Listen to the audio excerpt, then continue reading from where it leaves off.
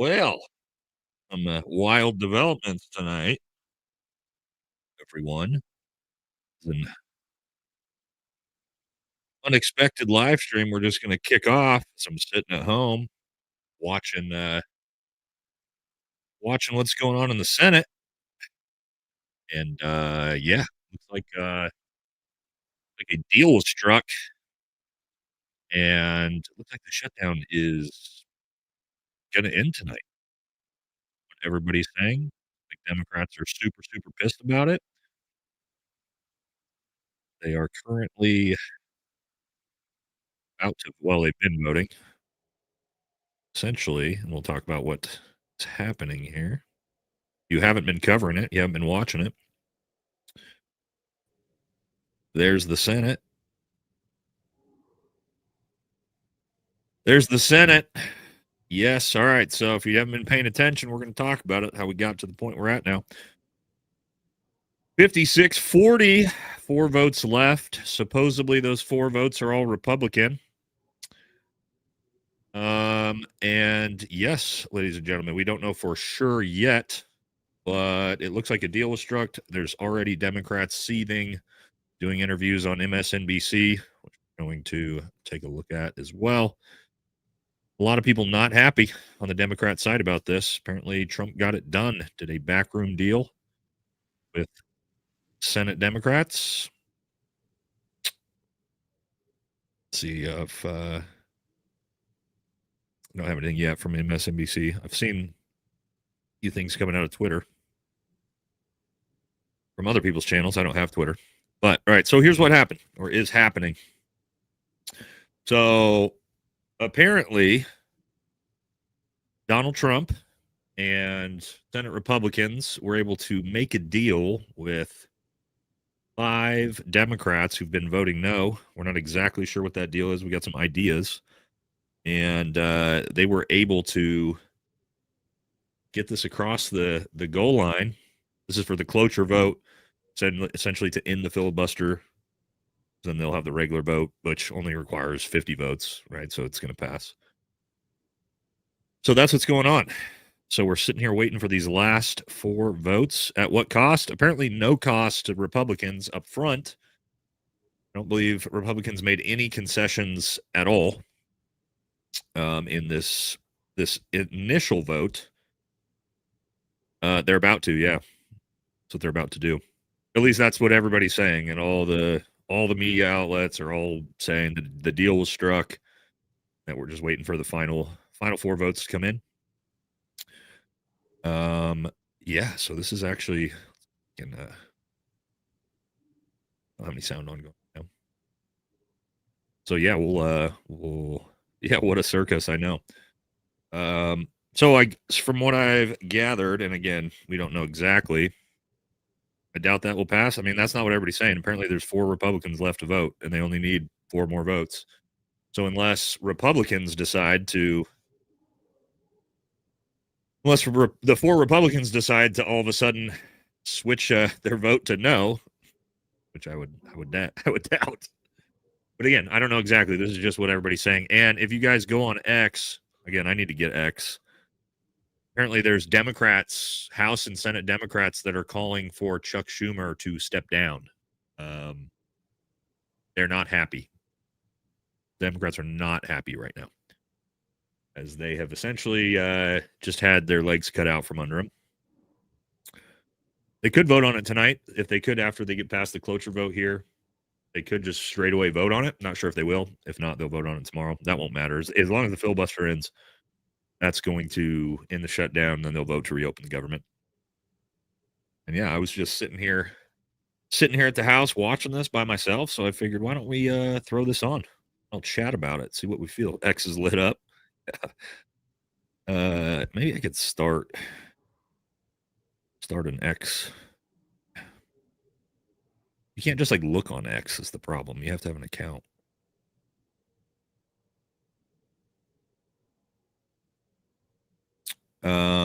Yeah, I mean, look, here's the deal. So people obviously a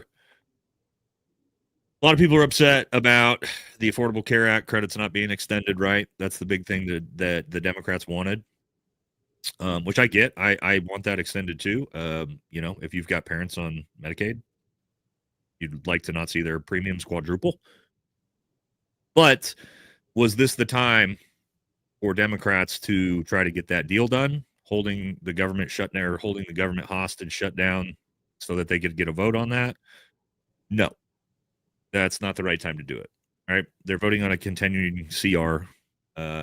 However, from what I'm hearing, is that part of this agreement to get the 5 extra Democrats to come on board, it sounds like there is going to be open, the Republicans will open debate and discussions to extend Affordable Care Act subsidies.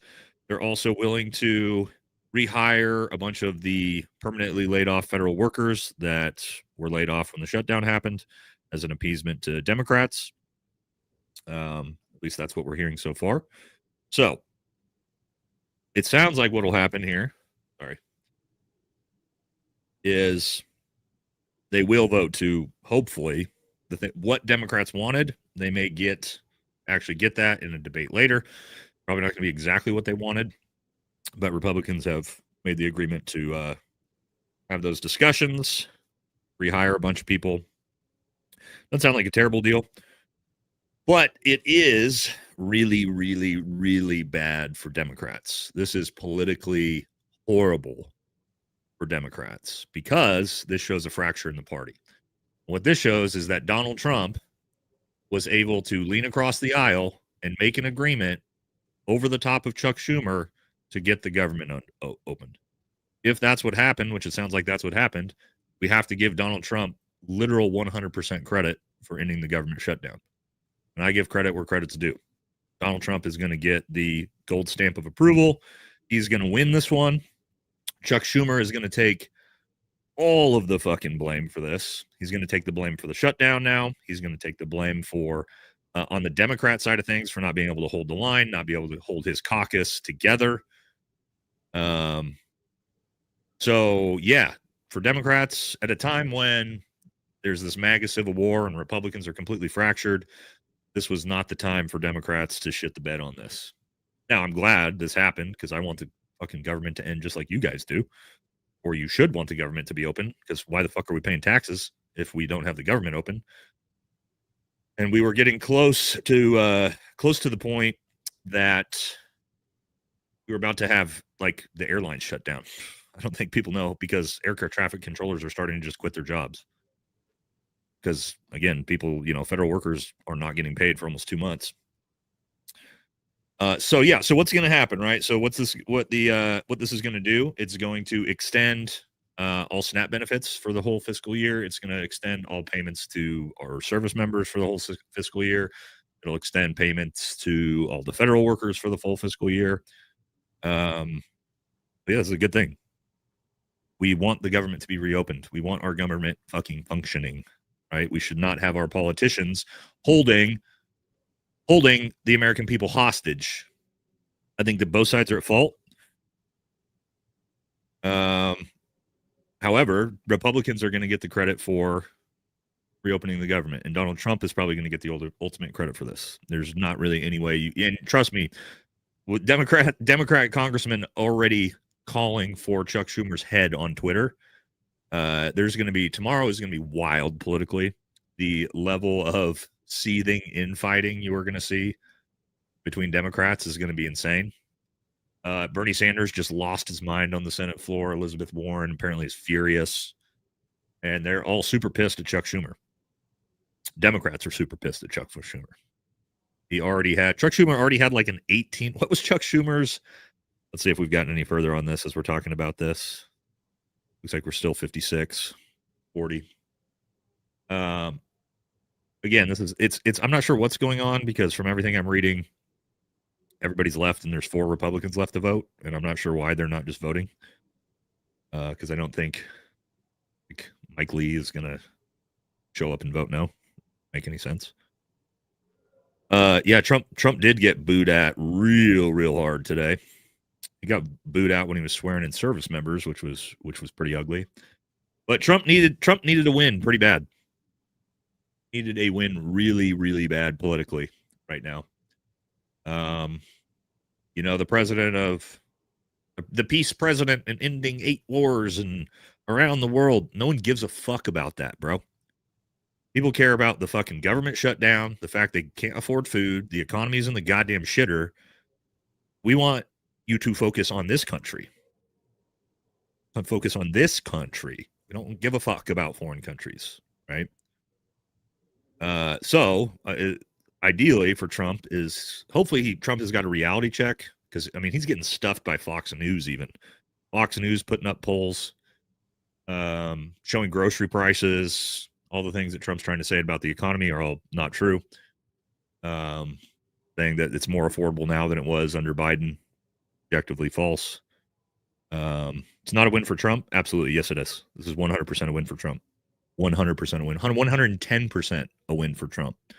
Donald Trump did the backdoor deal with Senate Democrats to override Chuck Schumer, the leader of the party, and get the shutdown ended, and Democrats got nothing for it up front. That is a massive W for Donald Trump.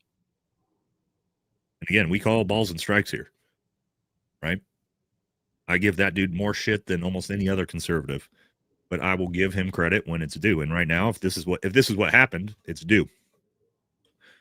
This dude, I mean, you got it open, you got the deal done. You worked across the aisle. You pulled in. What was it? I think Rand Paul still voted no. The Republican side, what the fuck his problem is. I feel like Rand Paul, or anybody in here Rand Paul fans? Let's ask. Ron Paul, I'm a huge fan of. Most conservatives and anybody that leads libertarians a huge fan of Ron Paul. But what do you guys think about Rand Paul? You like Rand Paul or you not like Rand Paul? I'll give you guys my opinion on it after. Let's pull that while we're waiting here. Still waiting for the I just want to get your guys' perspective on Rand Paul, and then I'll give you mine. And yeah, we're still waiting here. Still looking for MSNBC to crack off with some videos here, because that's where the real fuck the real bitching is going to be is on MSNBC tomorrow, and probably tonight. You're going to see some real angry people. All right, let's check this. See how this poll's going. Interesting. 60-40. That's about. I did expected we were going to get higher yes than no. So that's actually kind of surprising on Rand Paul. Is it really ending? Supposedly, Satoshi. Supposedly, we got 4 more Republicans to vote. Excuse me. 4 more Republicans to vote. It's going to hit 60-40. Senate Democrats stormed out furiously, so I'm going to assume we're making it. Everything I see on all the news is all saying it. We're just kind of waiting for the final votes to come in. Now, again, this is to end the filibuster. It's a cloture vote. Here we go. Here's some stand by. I got some. I'll just read them to you here as they come up. So you had Representative Ro Khanna just said Senator Schumer should be replaced as soon as possible on Twitter. She said Senator Schumer is no longer effective and needs to be. Oh, he said, sorry. Senator Schumer is no longer effective and should be replaced. If you can't lead the fight to stop healthcare premiums from skyrocketing for Americans, what will you even fight for? His days running the show might really be over. So that's coming from Senate Democrats on Twitter. They are not happy. Not happy at all. What do you guys? Let's get what. Let me get Mr. Johnson. Oh wait, they're talking. Aye. Oh, there's an aye. Mr. Lee. There it is. Here's the 4. Aye. Here comes, Scott, boys. Mr. Scott of Florida. Aye. There they come. Oh, they're gonna stop at 59 on us. Oh shit. There it was, 59-40. We're on the 1 vote to get this shutdown back open. Oh, what a teaser. 59-40. Oh, are they going to come through with it? 1 vote, ladies and gentlemen. Come on. Need to get across. Get it across the line. One vote. One vote. Chucky getting the boot. Yeah, I think he's on his way out as minority leader. I think he's cooked, dude. He's host. This is a huge L for Democrats, man. Think about it this way, guys. I'll bring him back up once I hear him talk. Think about it this way. The Democrats just voted. They were the ones voting no, right? They voted no for 40 days straight to reopen the government. And in the end, all Democrats got out of this was that their party fractured and made a deal with Donald Trump, and they got nothing that they were trying to hold the shutdown for. None of it. That's gonna one Dr. Wang's holding up the last vote. That's gonna hose Democrats hard. Not good for Democrats. Which again is wild to me because this is like a classic Democrat thing, guys. Like right now, all Democrats have to do is not do anything fucking stupid. Like MAGA's in a massive civil war. Conservatives are split. Conservatives are talking about like boycotting voting for, tons of different Republican candidates. And as Democrats, all you have to do is not do anything fucking dumb. And leave it to the Democrats to shit the bed and make Donald Trump look good. And just completely lose the leverage that they have.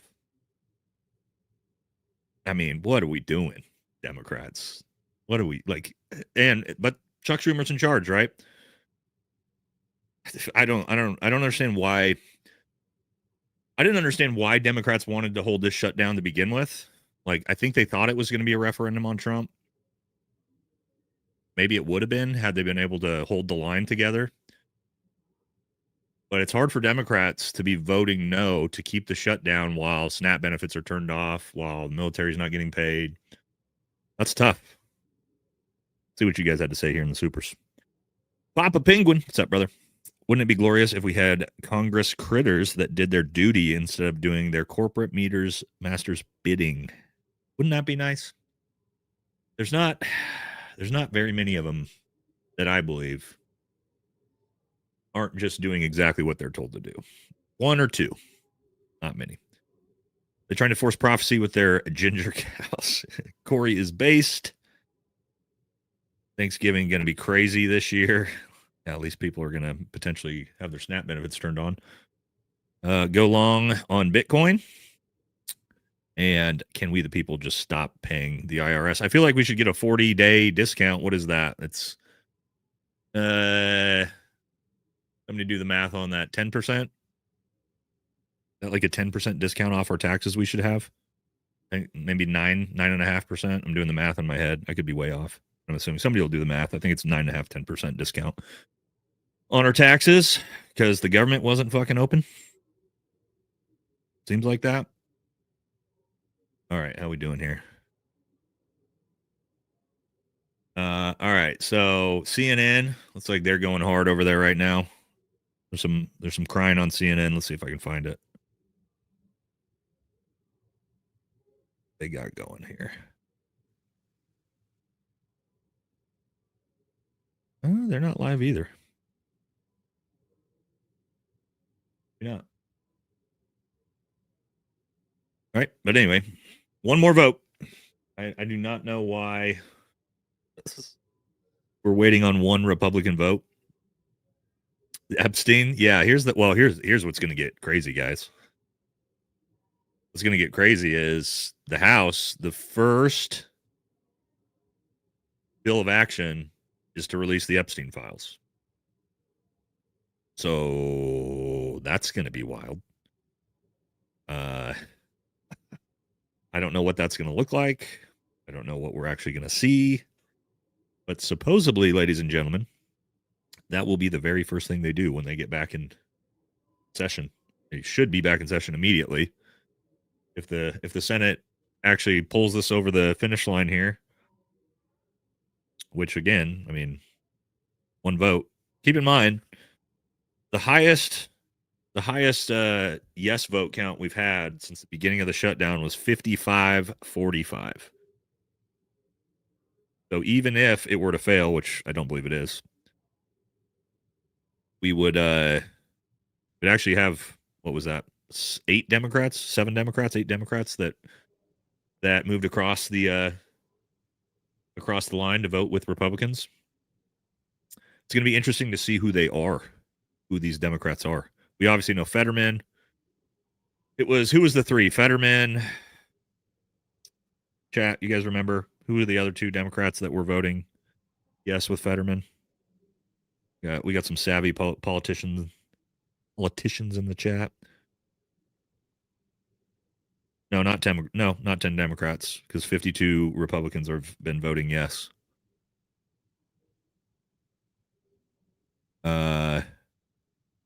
Kane. Okay, yeah, that's right.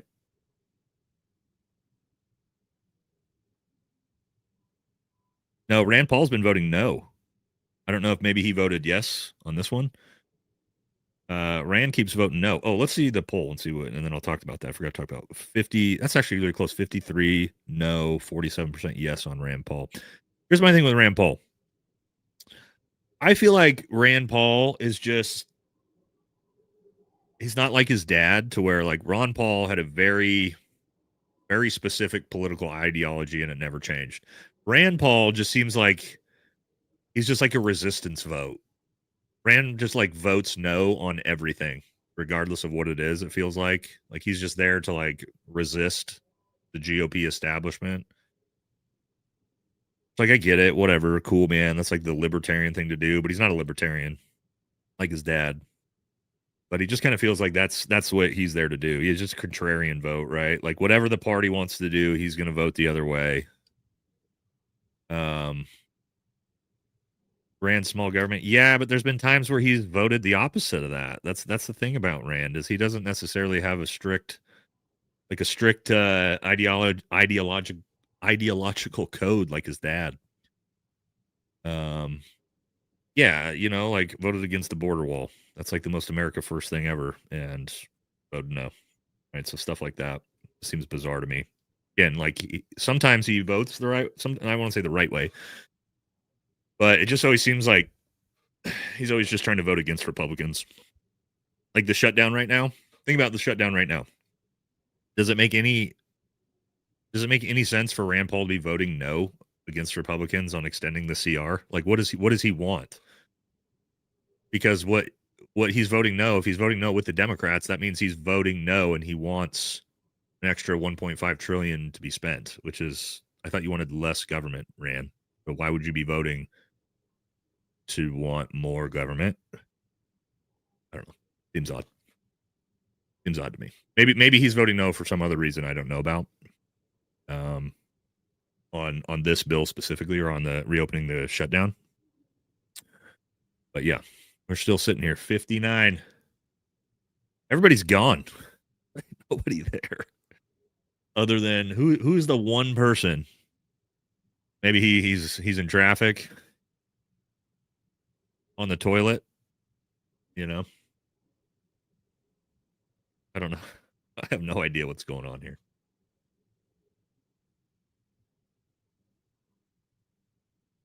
We'll just have to wait and see. 59. This is also weird. Like this one over here I'm watching on this other stream. It's lagging behind. Oh. Showed 56. All right. Let's get a poll here. I want to see what you guys think. Are you glad the shutdown's ending? Is ending. Some people want, a lot of Democrats are pissed. They don't want the shutdown to end.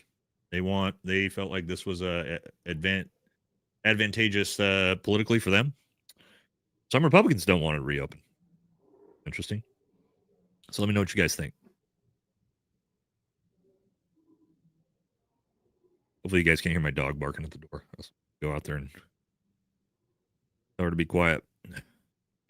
I don't have a shot collar like Hassan. Meow to get her from here.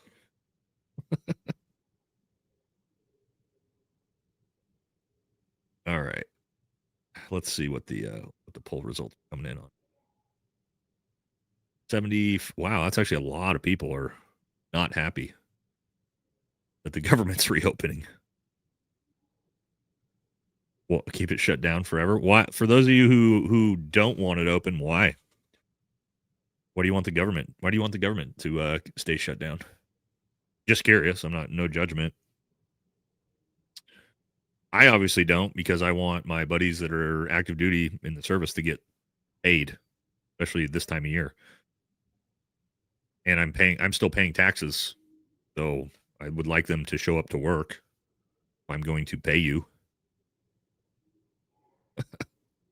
Oh, also, guys, did you see Trump's announcement? We'll talk about this too as we're sitting here. On the tariff kickbacks, the $2,000 tariff kickback you're going to get. Well, not high income earners. I don't know what high income means. The tariff dividend. You guys seen this? You're all going to get $2,000. Let's pull that up and talk about that while we're chilling here waiting. For those of you who haven't seen this, Trump made the announcement, I believe, today, that you're getting that 2K kickback, baby. Trump promises a $2,000 tariff dividend that the Treasury Secretary says could come via tax cuts. Already signed into law. Oh, tax cuts. So are you getting $2,000 to your bank account, or are you getting a $2,000 tax credit? That's a little bit different for everybody, right? Some people out there that haven't even paid $2,000 in taxes. Do they not get any money back? Also, here's the way I look at it. The American people are paying the tariffs. You guys understand how this works, right? Like corporations pass that cost off to you. Corporations like Amazon literally shows you now how much you're paying extra for the tariffs. Corporations don't foot the bill for that. They raise their prices and they pass it off to you. So realistically, it's not a dividend. It's more like a refund because you paid that money already. You paid the tariffs. You paid, like China doesn't pay the tariffs. Foreign countries don't pay the tariffs. Corporations here pay the tariffs, and then they pass the price gouging off to you. That's how tariffs works. It's just tariffs are just a tax on the American people. That's realistic what it is. So maybe we're getting a tariff tax credit off our taxes, but I don't know. Another thing, right? If it's just a cash injection, $2,000 cash injection, the appropriate thing to do with all that money would be to pay down our fucking debt, our national debt, not pump. Let's see. Hold on. Let me do some math on this. To figure out how much money this actually is. This I can't do this math in my head. Got 2,000 x 340 million. How much money is it?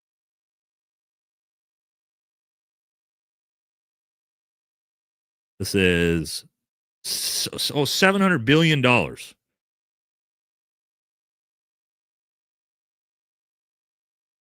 Okay.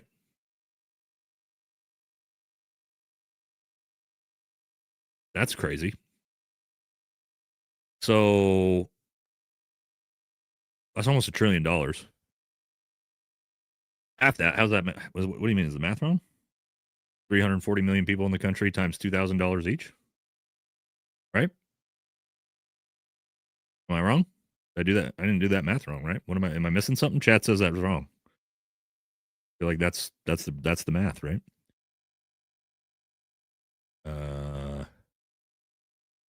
Yeah, I don't know. That's just the math.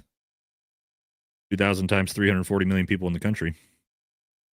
So you got 680 billion. Oh yeah, I guess that's true, right? That's true. You got to subtract children. Let's do how many adults in America? Good point. Sorry, I wasn't thinking about the kids. I wasn't thinking about the kids. The kids. 247 million. All right, you got me, chat. You got me on that one. All right. 247 million times 1,000. Here. All right, 494 billion. Got it. All right. Now, this is like just a gross, like a big guesstimate, right? But let's just say $500 billion, $500 billion is going to be pumped back into the economic system. And what happens when you pump $500 billion into the economy? What happens is inflation happens. So while you will get that $2,000 that you already paid into the tariffs yourself, some people more than others on average, you're then going to have inflation, which is probably going to cost you more in the long run than that $2,000 actually. So, just like COVID. You guys remember that that $2,000 COVID check you got? And then we had 9% inflation for 4 years, and prices doubled and tripled. And it ended up costing you tens to hundreds of thousands of dollars over the next 4 years, depending on how much money you spend. Yeah. Not great. It's usually not great. I don't understand how tariffs work, Ben. Explain tariffs to us, buddy. Explain how tariffs works to the guy who's got a master's degree in business. Explain it to me.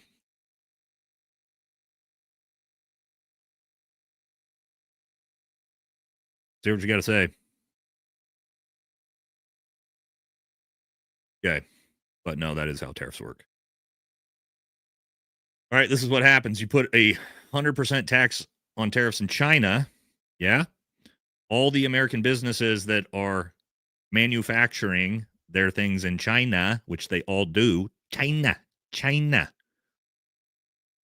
they get tax that tariff who sell their products here.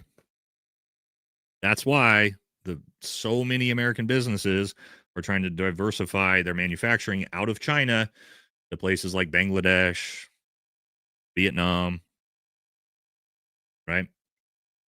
So yes, that's what tariffs do. American corporations pass that cost right along to you. And guys, Amazon literally shows you. They show you how much extra you're paying in tariffs. And like that's what businesses do. You guys think these businesses are eating the cost for you? Like, don't worry, consumer. We'll take the loss in profits for you. No, that's not how any of it works. It's not how any of this works. Are we still sitting here? My God, guys. Let's you're still sitting here on what are they doing? 49 or 59.40. What are we doing here? Senate? What are we doing? Let's see. Good question here. By no means an expert. Can you pay off debt? We sell it in bonds and interest. We can't just buy it back. Honestly, no, we can't even afford to pay off our debt anymore. The interest on our debt, I believe, at this point is so high that we're not even making the interest payments, I believe. It's not great. That's called the debt spiral. I believe the debt spiral is pillar 5 there's 7 pillars to the death of an empire. And I believe the debt spiral is pillar 5. If you watch Ian Carroll, he did a huge 4-part series on the death of an empire financially. It's really good. Good watch. You should go watch it. You'll learn a lot. That's pillar 5, I believe.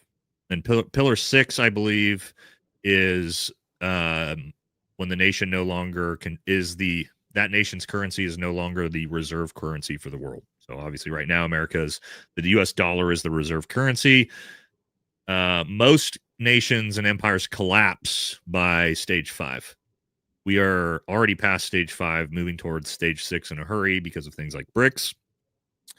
You have China, Russia, Middle East, all moving towards or moving away from the U.S. dollar to purchase the petrodollar, right? To purchase oil. That's what it's all about. Is oil gets traded around the world in dollars. So if Saudi Arabia sells oil to China, they have to buy it in U.S. dollars. Well, that is starting to go away. That will most likely be the once that is official, right? Radio. Oh God, is this true? Lumpy, is that true? Oh my God, if that was true, that would be so wild. If he was the hinge, if Rand Paul is the hinge vote, I know it's not true, but probably true. But if Rand Paul was the hinge vote and he's a Republican and he voted no, one vote away, oh my God, we would be cooked. He would vote no for sure. He would vote no 100% for sure. God, these fuckers. 40 days. 40 days for this. Think about this. 40 days for nothing. Nothing was, for Democrats, nothing was achieved. So you just hosed the American people for 40 goddamn days and you got nothing out of it politically. Good job, Democrats. Good job, Democrats. You really showed everybody there. Again, as much as I criticize Republicans, my God, Democrats are usually even worse most of the time when it comes to things like this. Like, what are you guys doing? What are you doing? Like, and also, guys, it makes me wonder, like, these people in politics, you wonder, like, who's obviously Chuck Schumer is running the show, but like political strategy, right?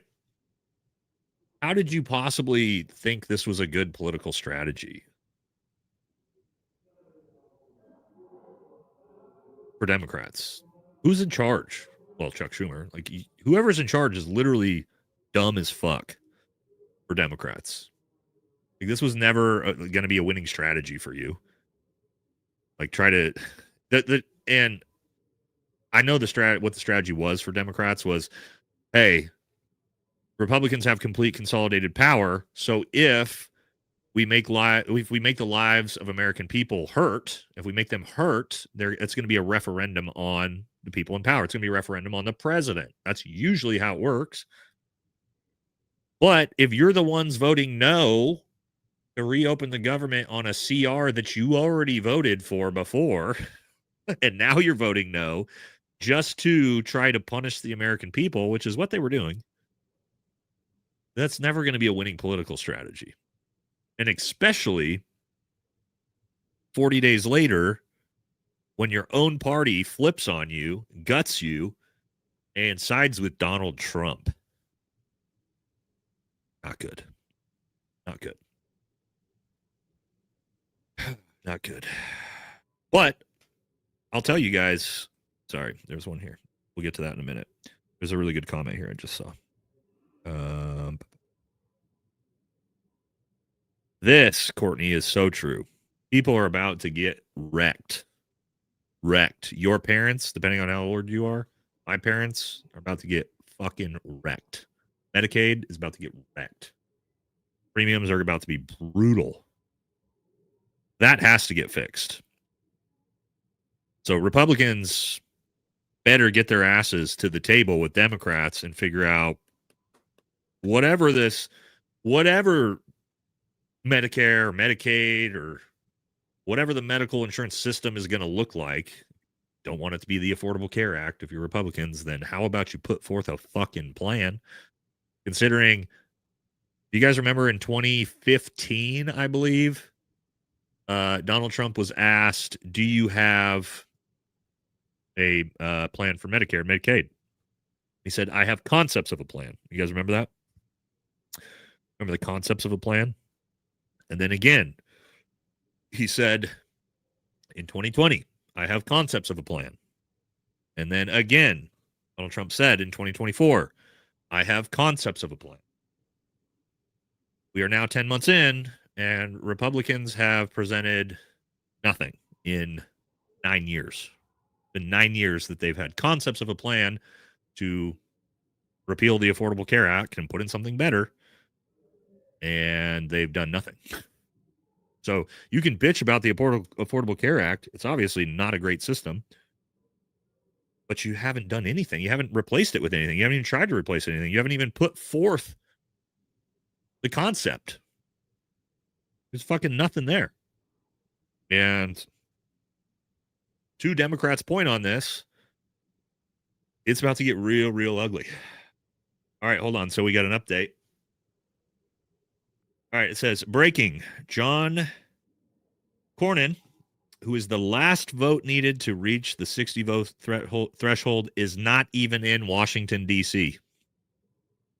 Cornyn is currently on his way from an airport in Virginia. Says, what the fuck, Cornyn? You couldn't even be bothered to show up for work. This fucking guy is not even there, Republican, and they knew this was going to happen. This deal was apparently reached this morning between Trump and the Democrats. Let's pull him up. Old John Cornyn, who was too lazy to come to work today to reopen the government on behalf of 350 fucking million people, guy. What you doing, buddy? John Cornyn, this guy, who's just fucking hanging out at his house, the only person in the Senate who's just not at work. What the fuck is this guy doing? Where's he out of? Where's he a senator from? Texas? Oh, it's not Texas, is it? Oh, he's from Texas, right? He is from Texas. What a little fucker, dude. Yep, he is just chilling at an airport right now. They had to wake him up to get him on a plane. Holy shit, dude. This is crazy. They're going to make the entire country wait on you because you didn't want to come into work. Did somebody not like update him that like, hey, the government's going to reopen on this vote. Can you please show up to work, guy? Also, isn't it 2025, man? Like he can't just FaceTime in. Can he just FaceTime in and be like, hey, here I am. I vote yes.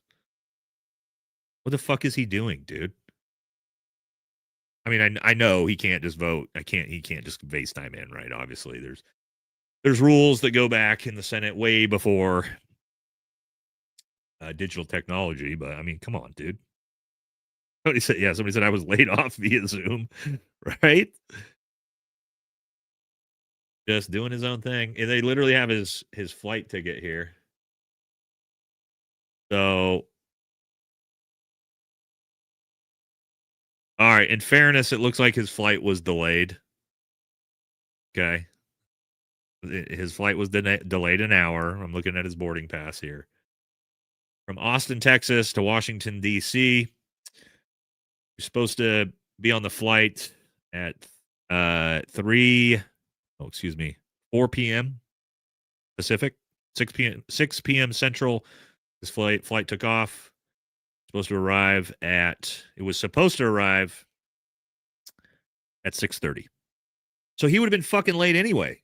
He would have been 2 hours late to the vote anyway because they've been sitting here on they were sitting on before we started the stream, guys. They were sitting on like 56:40 for like an hour. And then I finally, because I was trying to wait to find out for sure if the government was going to open up before I started the stream, but I was like, screw it. We'll just launch the stream and go. So this dude would have been like 2 hours late, even if he was on time, even if the flight was on time. It's like, fuck it, dude. I'm busy today. I can catch a flight at 6 p.m. if that's good for you guys. What are you talking about? Pretty sure the Senate has been there all weekend too, like trying to figure this out. And he's just been, it looks like it, Jeff. They need one more vote from Republican Senator Cornyn, who is currently not in Washington, D.C. because he's on a flight that's delayed. I am factored in the time zone. Right? Yeah. So he was supposed to arrive at 9:50 p.m. Eastern, which would have been 30 minutes ago. And it is 40 minutes late. So it looks like he's going to arrive in DC in what, about 20 minutes? But even then, again, to my point, he would have been 2 hours late, even if he was on time on his flight, to the vote. He would have been on time? No, he wouldn't have.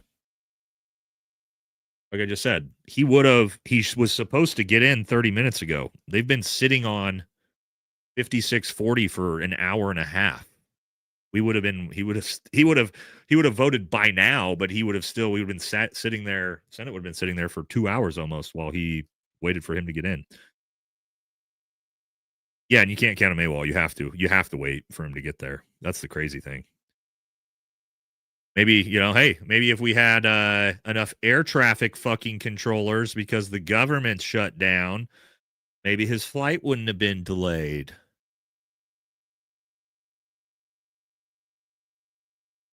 I don't know. Whatever.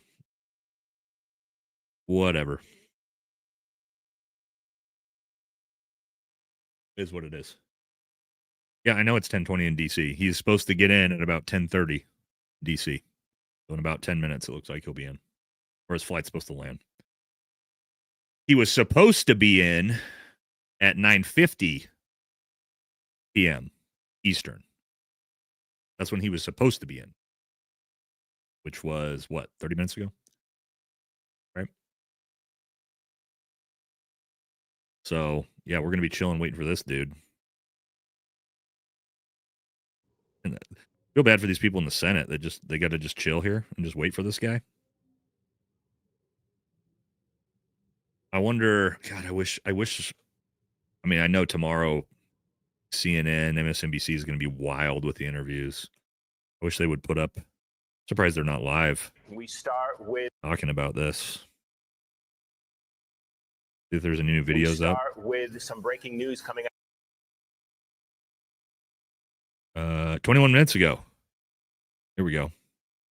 On the phone by former Senator Claire McCaskill, of course, an esteemed MSNBC analyst, political analyst. Senator, I understand you have some inside information on what might be going down as we're looking at the Senate floor right now. Wait, where? This is what I wanted. Oh, it was playing. That was playing for you guys, right? Am I crazy? In negotiating, there will be somewhere between 10 and 12 Democrats that will vote to reopen the government and to extend government funding for a few months to give them time to negotiate some important appropriations matters and also to begin negotiating some kind of relief for the American public on healthcare costs. It will not be the majority of the Democrats, but there will be enough that the government will reopen. Okay, but that is with regard to the Senate. It was discussed by our colleague Kevin Fry, who said the tenor of things in the House remain considerably different. There's not been communication between both sides. We're into the 7th week now of House members not being even on Capitol Hill at the behest of the leader, Mike Johnson. Give me your sense of what happens after this vote, if indeed you're right and your sources help with the 10, 12 Democrats you're saying that might say, great, we're going to vote to reopen the government under these conditions. What then? Well, it puts tremendous pressure. I mean, Mike Johnson can stay on vacation.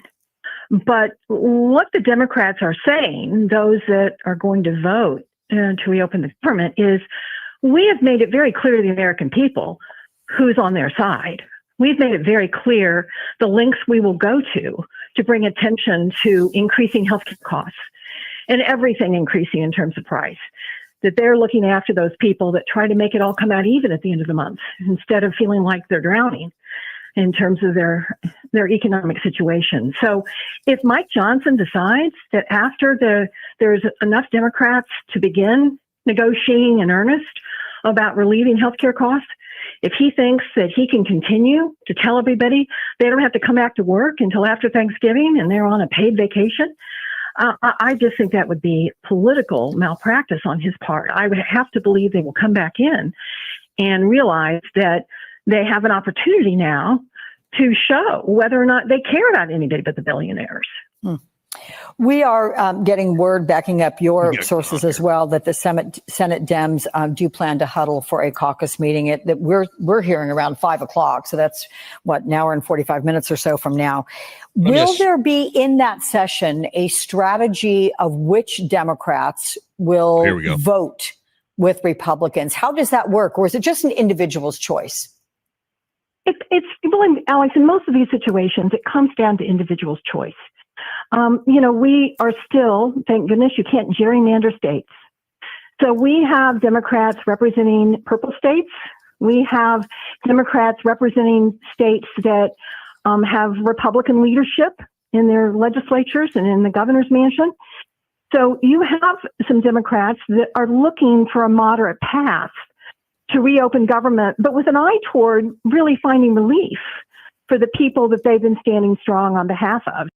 All right, what did we learn? We learn anything from that? I mean, they just put that up 20 minutes ago. That might be old. Did we learn anything from that? Did we find out which Democrats voted yes? Anything like that? While I was grabbing the pizza. That was 7 hours ago. It said they posted this 20 minutes ago. Yeah, it says, that's highlights. Okay. Sorry. MSNBC highlights. Yeah, I don't know why they put that up 20 minutes ago. It's weird. My bad. I figured they had something cool to show us there, or to see Democrats throwing a tantrum. Massive tantrums are coming. It's like nobody, CNN and MSNBC are all in bed. It's too late. They're not putting out any videos right now. Oh well. Go back to Senate floor. Look at the super chats. See what you guys think. Oh, we did. I didn't look at the poll. Oh yeah, we did. 74% said yes. They're glad. Any of you guys? Let me ask. This is actually kind of more of an interesting one. Rather than wanting the shutdown to be ended, let's ask: did the shutdown affect you personally? That could be financially, could be your job, could be SNAP benefits. Negatively affect you, and to see what the chat has to say. Again, done yes or no, whatever you think. Did it actually affect you directly? Didn't get paid from your job. You didn't get your SNAP benefits.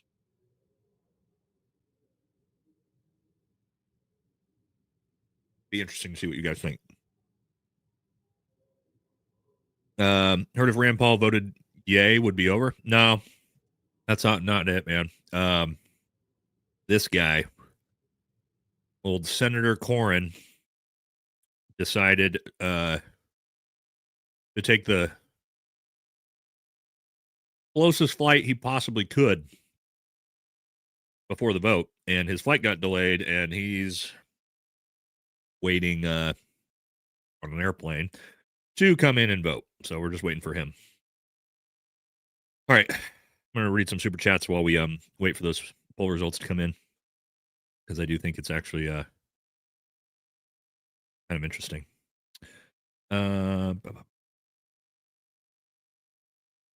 Snatchy defeat from this is Democrats, man. This is like the theme of Democrats right now. Like it's such an easy way forward into 2026 in the midterms. They should just absolutely blow Republicans out, and then they do stuff like this. Just this is what they do. Did you see the video from Jimmy Dore pointing out how much money Israel bleeds? Yes, I did. I watched that today. No wonder they have to pass laws to make us not hate them. Yeah, and it's amazing also the way the funding works, Kylie. So the way the funding works to Israel is unlike every other country. Let me put that back up. The way it works to Israel is not like regular USAID. So the way USAID works when it's given out to foreign countries is they basically have to document and show the United States every penny and how it is spent. What we do with Israel instead is we give them, excuse me, the money as a loan at the start of the year. And because it's a loan, they have no requirement to show us how they're spending that money whatsoever, because it's a loan. Spend it however you want. And then what we do at the end of the year is what do you guys think we do? We forgive the loan and we don't make them pay it back. So what a fancy little system that is for them, huh? Yeah. Yep. No corruption there. Nothing weird to see at all. Oh, also, there's another one I wanted to talk about. Hold on a second, though. My allergies are out of control.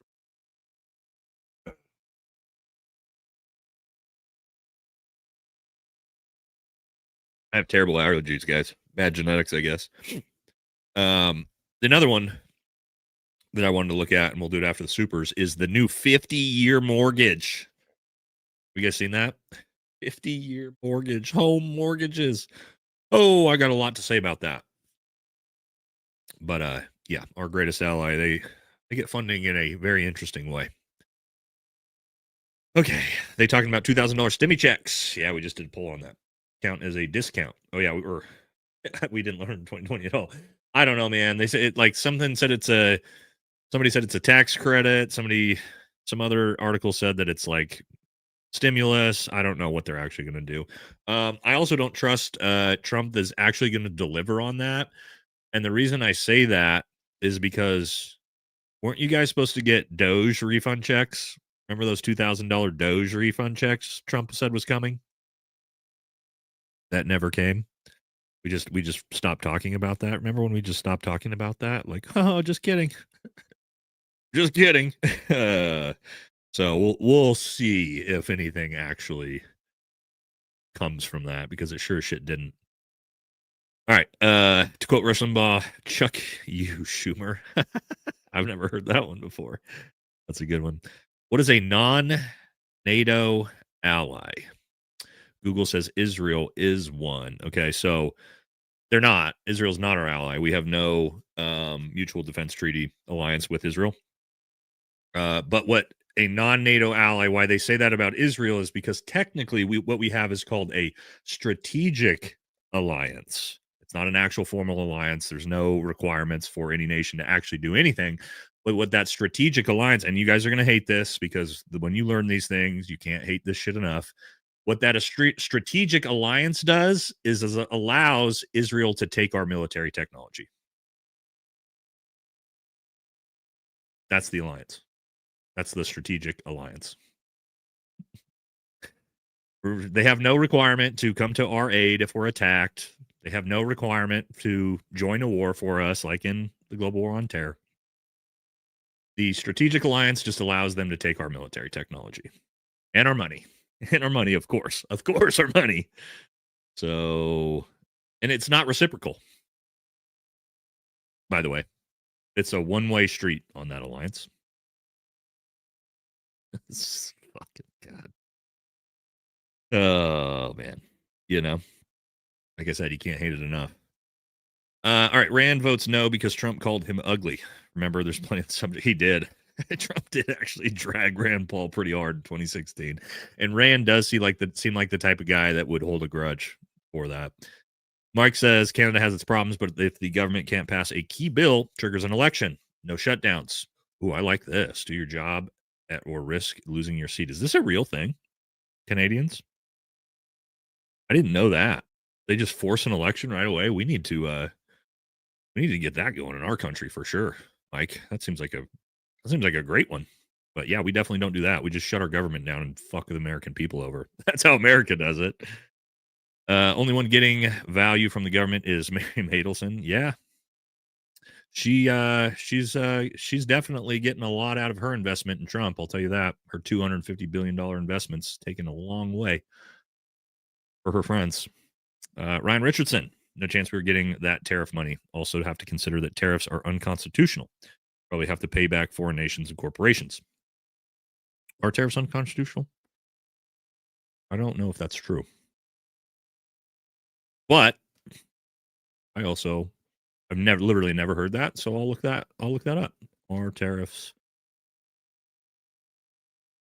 I don't see how they would be, but you may be right. Sometimes I can learn something from you guys. See what it says. ChatGPT says no, they're not unconstitutional. And they are allowed through Article 1, Section 8, Clause 1 of the U.S. Constitution. So there you go. There you go. That is not true. All right. Keep it moving here. Joe Saunders, $5. Sorry, but the business of paying us what, $2K for tariffs versus what we have to pay for goods affected by tariffs is just bait and switch. Yeah, of course it is, man. That's exactly what it is. Because Americans are dumb. Not you guys, because you're smart and you're independent thinkers and you look for independent media like this. The average American is fucking dumb and they have no idea what a tariff is and how it affects prices, and they're just happy that somebody's going to give them $2,000. Sadly, that is the truth. You are correct about tariffs if you buy foreign goods that are being taxed, but not if you buy American. Yeah, well, what do you mean? Why would you pay tariffs on an American business making products in America? There's no tariffs on America. I'm confused. Unless I'm reading that wrong. Of course, that's the whole point about tariffs is like the idea of tariffs is to bring back manufacturing to America so that you don't have to pay the tariffs. Right? I think I must have misread what you said because that's how tariffs work. Of course, American businesses that make products in America don't pay the tariffs. Taxpayers, maybe a quarter of the population. Not true by numbers, but by the amount of taxes paid. Yeah, like the top 10% of Americans pay like 90+% of the taxes, I believe. I think like the bottom 90 pay maybe like 10%. Those numbers aren't perfect, but it's pretty close to that, I think. Could be a little bit off on the percentages, but the vast majority of taxes paid are paid by the wealthy. But they do pay at a much lower rate than lower class does. So it actually affects you. It actually affects you worse. So just think about it this way. Let's say you're making $1 billion a year and you're paying a nominal tax rate of 8%, I believe billionaires pay. You're paying, 80 million. Is that right? A year. And then let's say you're making $30,000 a year and you're paying 15%.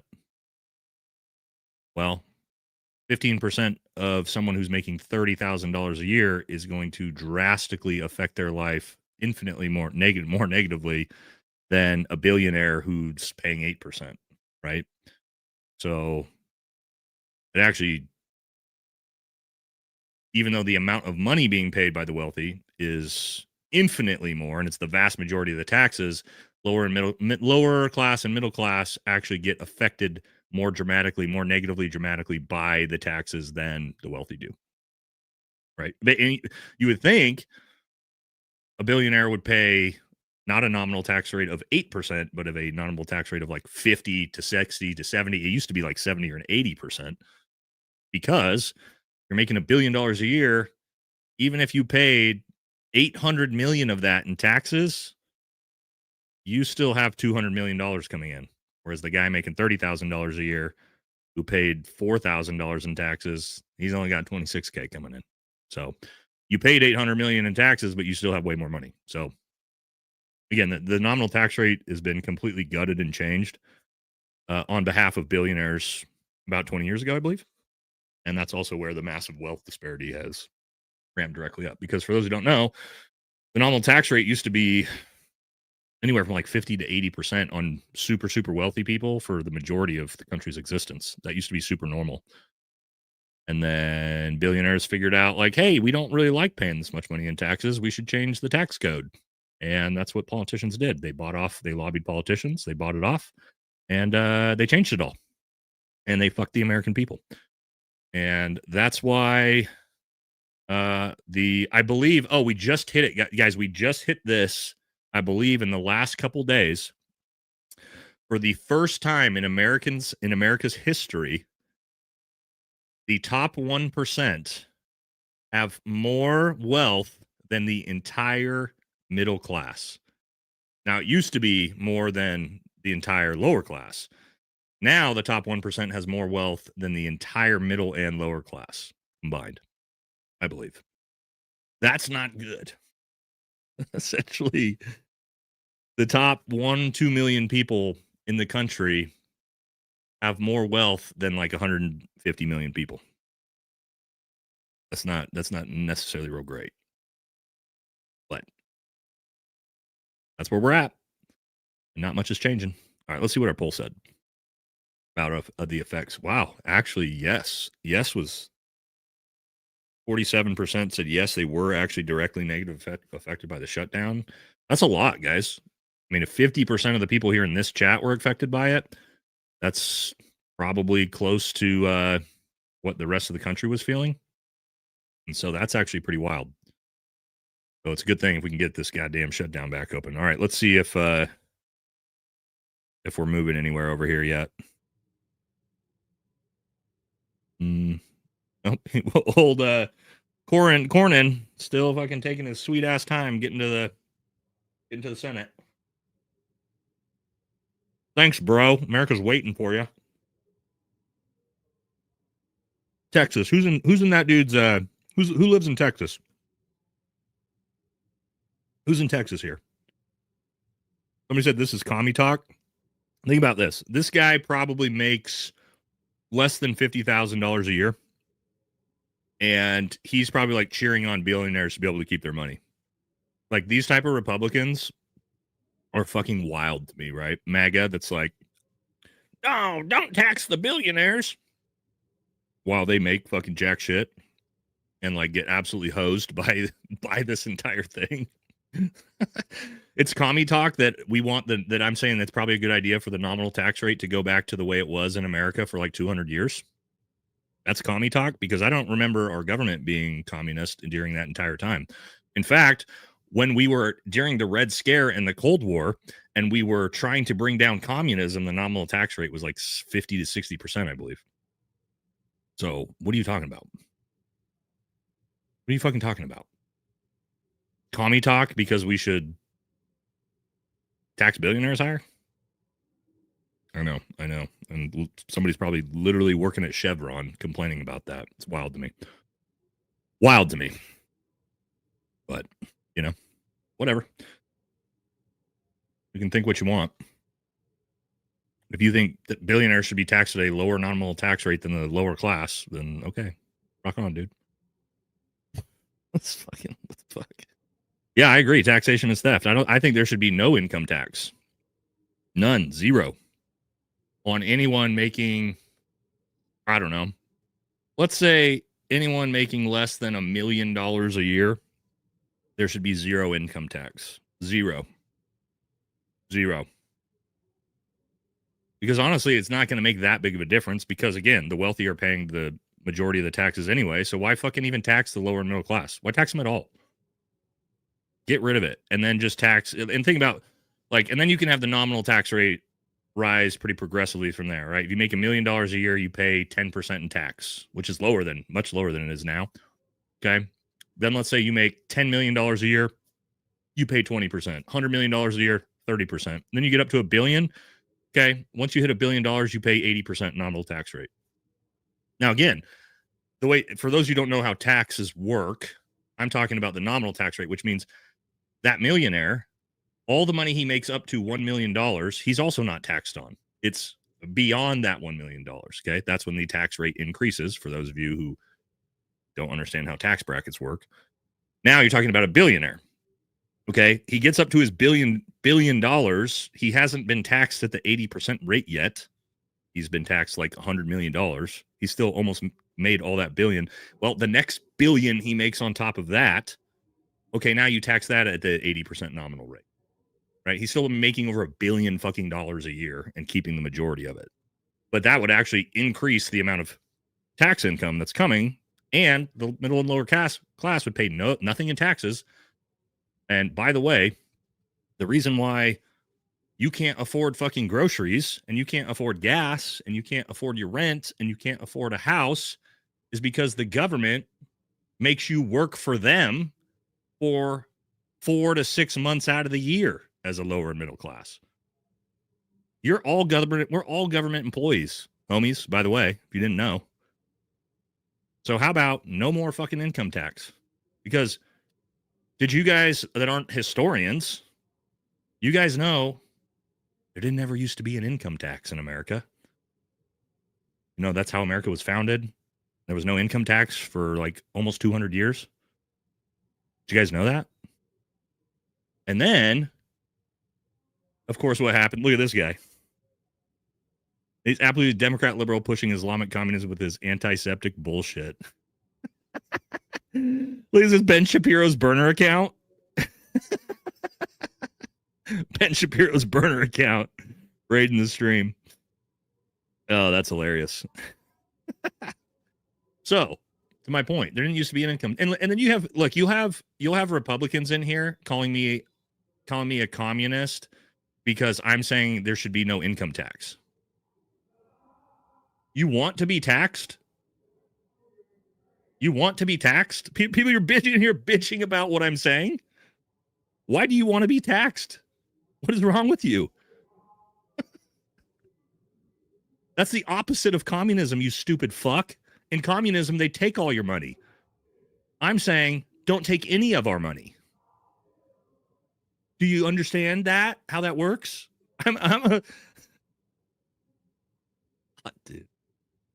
It's insane how stupid people are. I'm saying the lower and middle class Americans should have no income tax. That's the opposite of communism. Fuck, dude. But to my point, that would also solve a lot of the lower middle class economic crisis problems, right? Because you're making $50,000 a year and the government takes 13,000 of it. That's the biggest negative financial effect on you is the taxes. So, and again, to my point, take all of the lower and middle class, all of them, and take the amount of taxes they pay, and it's essentially irrelevant. That's currently right now. So just get rid of federal income tax. Get rid of it. We don't need it. It wasn't until the Federal Reserve was created, 1918, that, of course, right before World War I, and that the income tax started because we got to pay for the war. We got to pay for the war, right? And then they never turned it back off. And then they just have yanked it up ever since.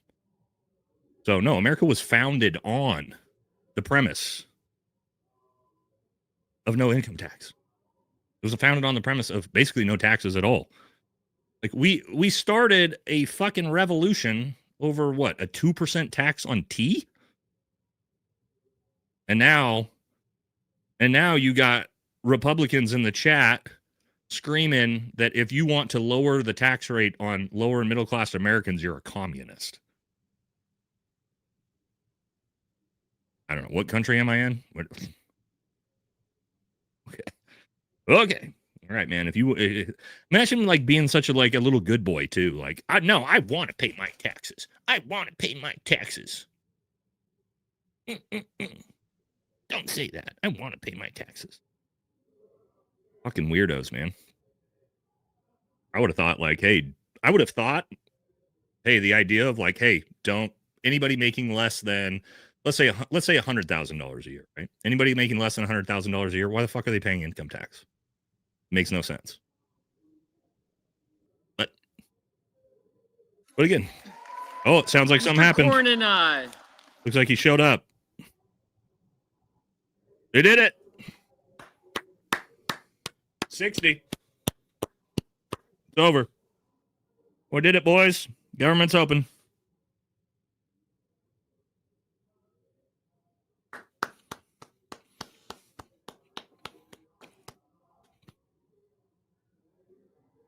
Open. Wow. He finally showed up.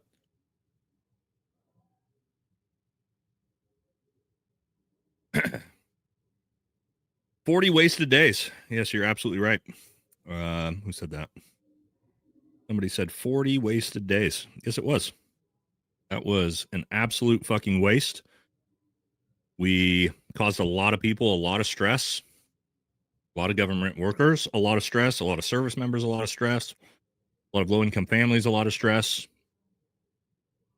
And yeah.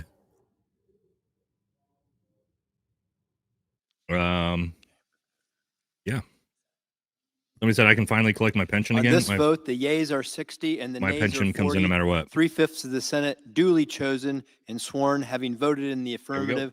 The motion upon reconsideration is agreed to. Boom.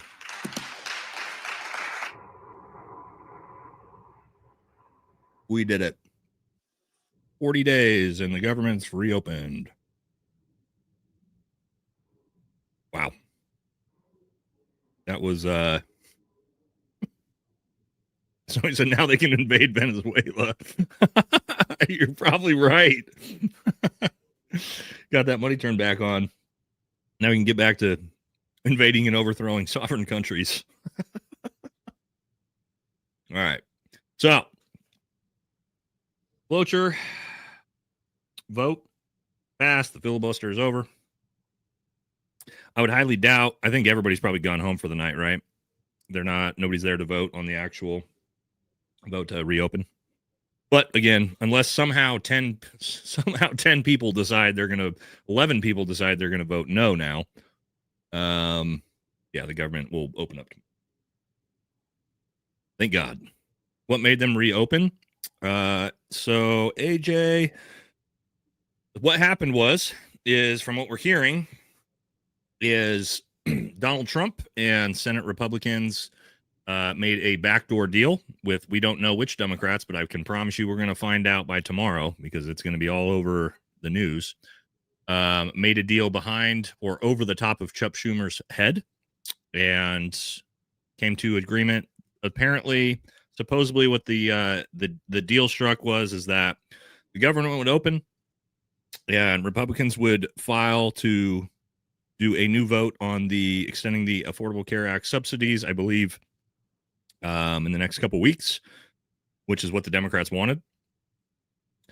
And then also agreed to rehire a bunch of the permanently laid off federal employees that were going to be permanently laid off to rehire them. That was the concessions made by Republicans.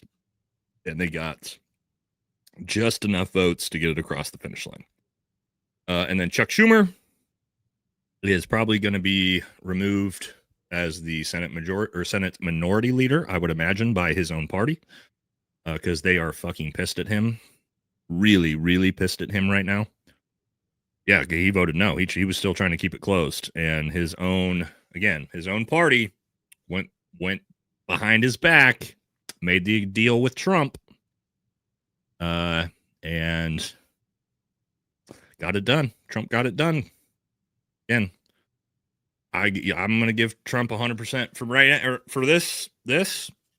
What I'm hearing, Trump gets 100% credit for reopening the government. Whether we like Trump or we don't like Trump, Trump got it done. So that's a big win for Trump. Really big win for Trump. Politically, you can't take it away from him. Democrats tried to keep it closed. He did the deal. And here's the thing. He brought Democrats to the Republican side and brought them into the coalition to get the vote. And so, yes, Trump, again, guys, I'm more critical of Trump than fucking any other conservative out there. And I will give him credit where credit's due. Well done, President Trump. Good job. Grow up, Valhalla. What's this supposed to mean? You sound like you're sub 70 IQ there, bro. Quit being a tool. How am I being a tool? We're literally talking about the shutdown. You're mad that I'm saying Donald Trump did a good job? Don't watch my fucking channel. Because we give credit where credit's due, and we are critical when being critical is due. And if you don't like that, go turn on MSNBC. This isn't the fucking channel for you. Sorry. He caused the shutdown. Did he? How did Donald Trump cause the shutdown? Explain that for us. Extrapolate. Extrapolate how Donald Trump caused the shutdown. The Congress voted on to extend the CR, the budget. What does that have to do with Trump? Do you not know what is the main function, for those of you, for all the literal retards in the chat that are talking shit? And I say that to be as offensive to you as possible. Do you not know what the core function of Congress is? Those of you who are blaming Trump, do you not know what Congress's job is? What's Congress's main function? Somebody who passed 8th grade, can you put it in the chat? What's the main function of Congress? Anybody know? I bet some people do. Pass laws is one. It's okay. That's a good joke. Well done, dude. Yes, funding, the budget. They're the power of the purse. They control the money flow. Congress does that, not the fucking executive branch. So no, the president doesn't decide when to pass the CR to continue the budget or not.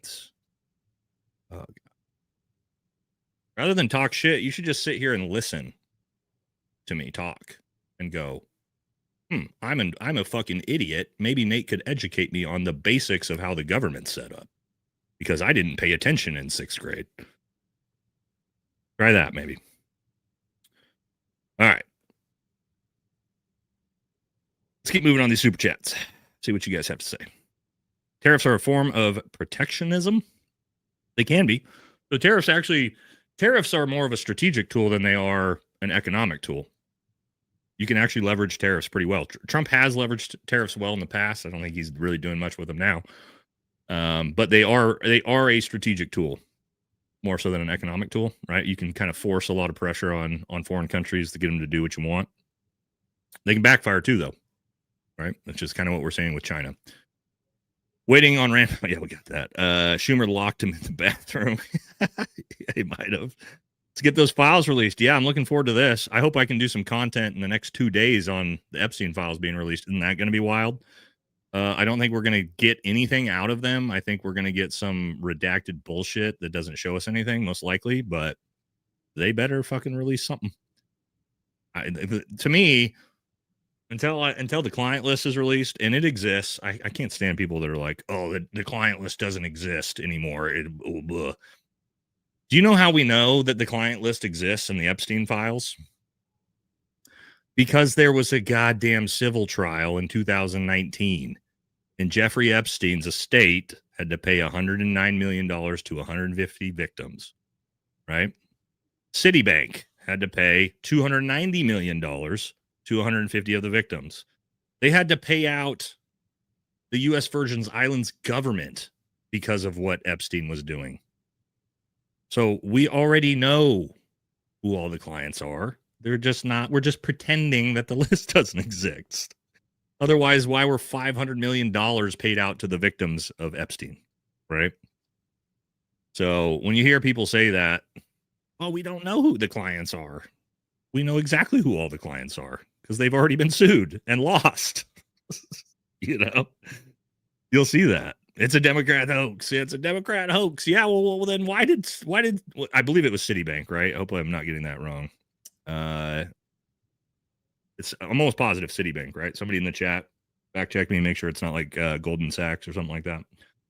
I'm pretty positive it was Citibank. Yeah, fact check me in the chat, guys. Was it Citibank or was it Goldman Sachs? It was Citi? Yeah. So, why the fuck did Citibank pay $300 million if nobody was guilty?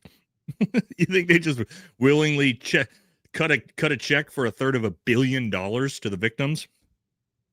because nobody was guilty, as Kash Patel says. And we've shown this clip probably 10 times, and we're going to continue to show it over and over and over again. And that is this one. It's already saved in my my search browser. I've looked it up so many times. All right, is it this one? Yeah, here we go. Let's pull this up, guys. I want to ask you about the Epstein files. Have you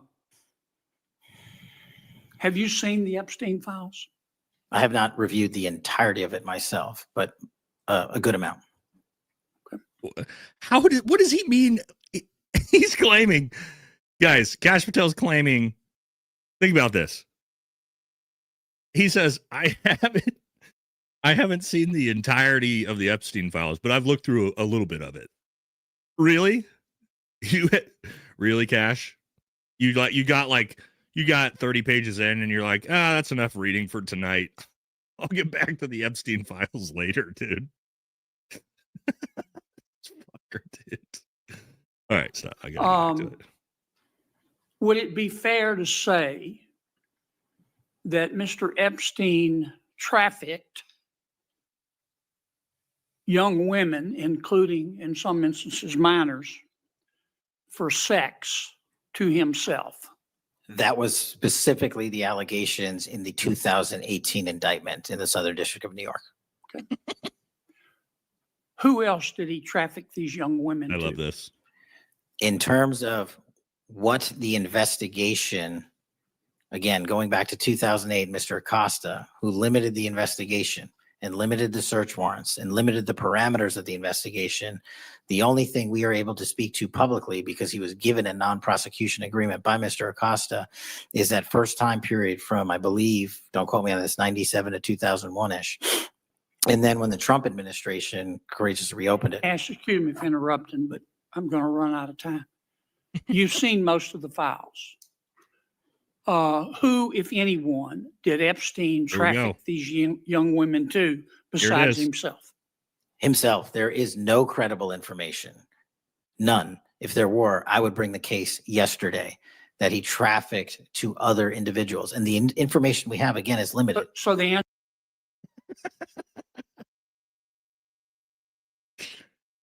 Bro, 2019, civil case, 150 victims that were trafficked by Epstein. What are you talking about? What are you talking about? There was a civil trial with 150 victims, and he's claiming there's no victims. This fucking guy, dude. Like, how do you get in front of Congress knowing that and just, I can't even get my eyes wide enough.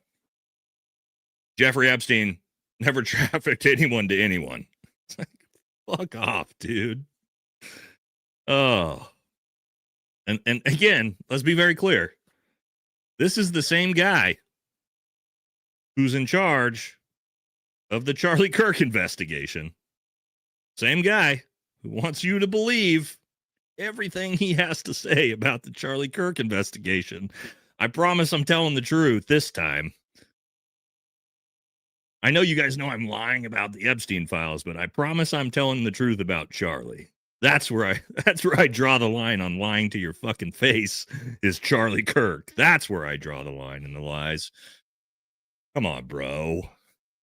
Come on, bro. What are you talking about? And him and Bongino, the other one, where you see him, both their eyes are this big when he gets asked about, did Jeffrey Epstein kill himself? And both him and Bongino go, nope, yes, he did. He definitely committed the S word. There's no foreign or anything weird going on. We promise. Okay, dude. Okay, guy. But to your point, yes, let's get those files released. You should look up Ray Dalio. I know Ray Dalio. He's been talking about U.S. debt, spiral currency reserve, and the risk of using U.S. losing the reserve currency to BRICS. Yeah, Ray Dalio is super, super smart, man. If you guys are into finance and economics, you should definitely watch Ray's stuff. If opening the government is a negative thing, that's okay. The poor will benefit and will live to fight another day. Yeah, guys, me be clear. Having a functional government is not a bad thing. Do you know who doesn't have a functional government? Somalia. Do you want to end up there? I don't. Although being a pirate might be kind of dope, right? I mean, like, there's like, if I wasn't married with kids, maybe I'd go be a pirate. But yeah, having a functional government's kind of a good thing, guys. You kind of want that. Dems aren't happy, but I thought it was the right's shutdown. Ooh, this is a good point. Democrats are furious the government opened up.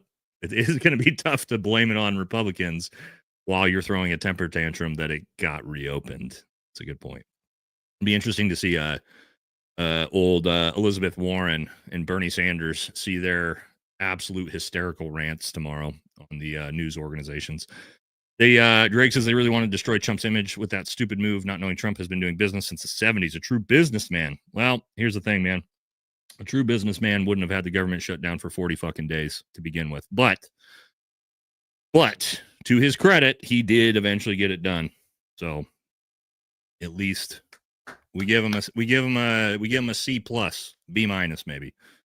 Took way longer than it should have, fucked over a lot of people, but he eventually was the one that brokered the deal. So we got to give him credit for it.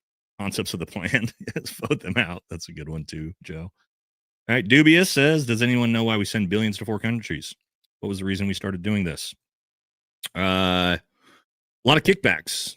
So think about it this way. U.S. What the hell's going on? Oh, the Senate. Somebody in the Senate just started saying some weird stuff. What are they? Oh, wait, what are they doing over here? I don't know. Anyway. So the way this can work, right? Think about it this way. You send a country a bunch of foreign aid. That country then turns around and uses that money to buy weapons from the military industrial complex in America. That's the main way, typically. Also, think about it this way. You send a country, a bunch of foreign aid, and then they use it to pay, I don't know, Jared Kushner to develop real estate in Gaza. Right? So it's all slush fund. USAID is like all corrupt slush fund for the most part. It all gets funneled back to military industrial complex, wealthy billionaires, different ways like that. So that's really what USAID is for. It's not to the USAID. Think about it this way. USAID doesn't go to help the poor people in Nigeria or in Sudan or in Israel, right? It goes to pay for bombs in most of those places or corruptive slush fund to, oceanfront property for billionaires and different things like that. That's typically how USAID is. Now, there is the argument here, this is macroeconomics, that the reason why we pump out so much USAID in US dollar currencies is because that helps prop up the US petrodollar, and the US dollar is a reserve currency, right? Because if we're pumping dollars into all these countries, then they use those US dollars to purchase oil, purchase bombs, purchase different things. So it actually makes the US dollar worth more by us sending that US aid to foreign countries. That's the like billionaire macroeconomic excuse or reasoning for it. I don't know how.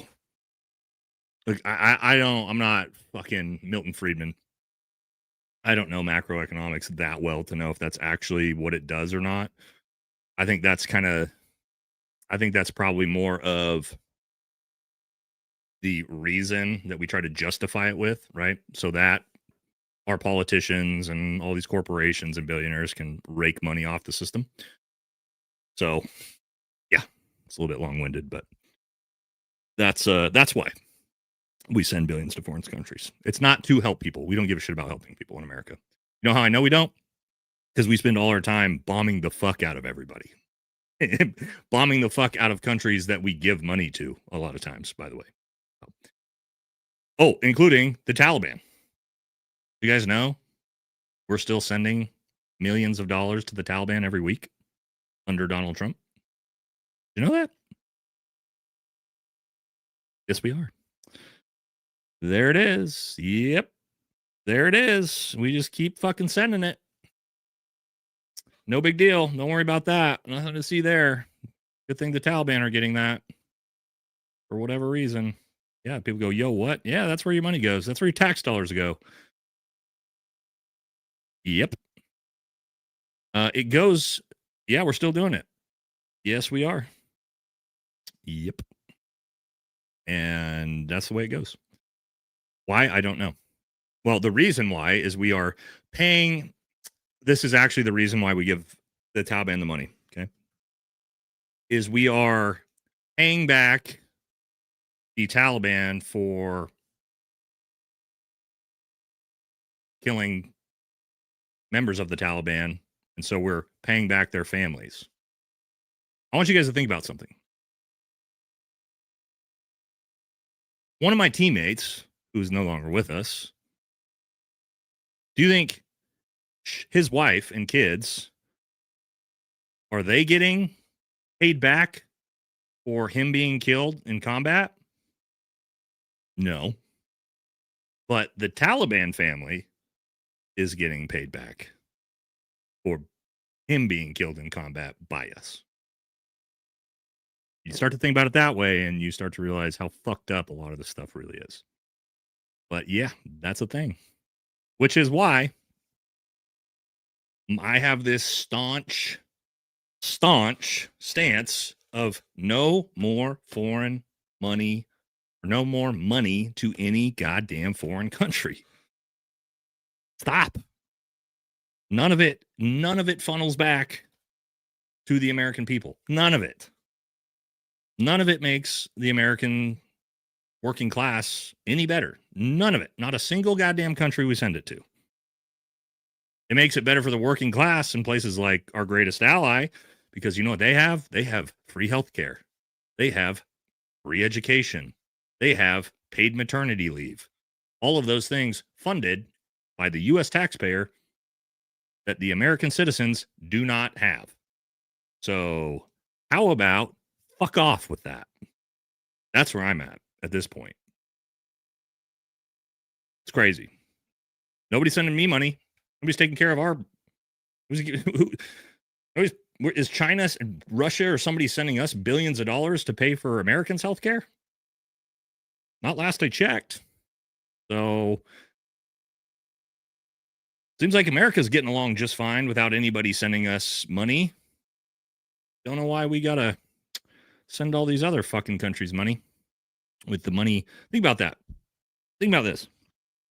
You, all of us in this chat, if you work, which I'm assuming the vast majority of people here work, you go to work and you work your fucking ass off for the federal government to take that money from you out of your goddamn paycheck to send it to a foreign country so that they can have free healthcare and free college. All of us do that month after month after month. That should make you fucking furious as an American. That should make you goddamn furious. At least it does to me. Not to some people. As we'll see when we debate Matt Tardio tomorrow. He wholeheartedly believes that it's much better spent on the Israeli people than you. So there's Americans that think this. I don't know how it's possible. I don't know how their brains function to think that this is somehow a better use of our money. But there's a lot of Americans that think this. Turn on Fox News. You'll be shocked to see how many people are like, nope, we got to do it. It's more important. All right. Can you explain what happens when we print money? Yes, I can. So, because we're on fiat currency, which means that our currency is it's backed by nothing. It used to be backed by gold, right? So if we had $1,000 worth of gold in the bank, we could only have $1,000 worth of paper currency to match it, right? Then Nixon takes over and he takes us off the gold standard, puts us on the fiat currency, which is exactly what the Federal Reserve always wanted, because now they have complete control, which again, the Federal Reserve is not part of the federal government. It's a bunch of private banks run by the Rothschilds. And so now they have complete control over the currency. So what they do is they essentially print the money and then they loan it to the US government. And then the US government has to pay them back with interest. So they print money out of thin fucking air that doesn't exist, loan it to the government, and then make the government pay it back to them with interest. It's a fucking perfect system for the banks. It's monopoly money, right? They just print it out of thin air. And then what does that do? They print a shit ton of money, loan it out to the government, and then that drives up inflation, devalues the currency, devalues the money in your pocket, and then they charge interest on it on top of that. So yes, that's how printing money works in the American system. It's not good. It's not valuable for us. Yeah. Hopefully that explained it well enough. All right, he should have been here until the government's open. John Cornyn is a shitbag. He is a shitbag, isn't he? That's a military term right there. Showing up fucking 2 hours late to work, you little shitbag. You were never mid-tug and got canceled. Back to work. Give him some slack. He's cranking his hog in the bathroom in the airport and missed his flight. It happens, man. Sometimes you're knees deep in a hog crank in the airport bathroom or a porta-john, and you get carried away and you run out of time. The way hog cranking can go sometimes. You guys get it. The boys get it, man. Boys get it. Oh, somebody said Anna crank. Check this out. I've reached out through people I'm connected with, to the Young Turks, trying to get Anna on the show. We're working on it, boys. We're working on it. I'm working on it. I'm working on a lot of angles for guests, and we want her to come on the show. We'll see if she will. I don't know. We love Anna Kasparian on this show. I don't care if you're a Republican or a Democrat. Man, Anna Kasparian will get you going, dude. Watching her crash out on fucking dumb pro greatest ally commentators is, dude. I get like, start sweating when I watch her, dude. Her crash outs. Yeah. That's hog cranking stuff right there, boys. That's political hog cranking. I'm just kidding. Don't clip that and send it to Anna, because then she'll never come on my show.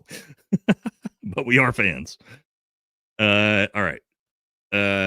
Kyle Norman says GOP bill to reopen the government now includes a critical deal to reverse federal layoffs, aiming to bring government back to work. Yeah, we talked about that.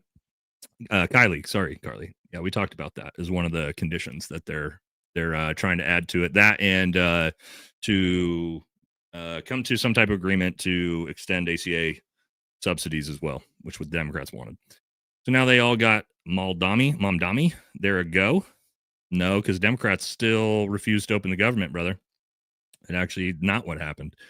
They just had a couple Democrats make a deal with Trump, go behind Schumer's back. Just like when we used to wait for orders. What's taking so long? Oh, we can ask Channing Craig sometimes. Yeah. Waiting for orders, brutal. E-Train, if they deschedule soon, I've been pitching a bold new idea. 10 days straight with meme bibs. Snoop noticed. I'll keep at it. Check Art of the Green Deal for more. Interesting. Art of the Green Deal. We actually have Snoop on the stoop. You guys do Elf on the Shelf? We've got Snoop on the stoop. It's an Elf on the Shelf, but it's Snoop Dogg. My daughter's a big fan of that. Whoops. How does the bill raise premiums? Thought it cuts med. Well, so the actual bill itself, the CR, I'm not exactly sure how it works with the Obamacare Affordable Care Acts. So as far as I understand it, the Affordable Care Act credits are keeping that price down. And by having the government shut down and not extending those credits, that is what's going to drive up the cost of Medicaid and Medicare. That's like a super general level, my understanding of it. I'm sure it's the Medicare system is so goddamn complicated and so out of control. It's one of the the tax credits expired. There you go. It's one of the, and that's why we can never get it right. It's like you try to understand that American healthcare system, good fucking luck. I don't know if anybody understands it. That's something I can't talk about intelligently at all. It's so insanely complicated. Way out of my realm on that one. What is a oh, we got this one. We got this one earlier. All right. Did we do these already? Am I crazy? Granbury, Texas veteran Colton Crottinger was arrested in the 3rd degree for posting a meme by the sheriff's department.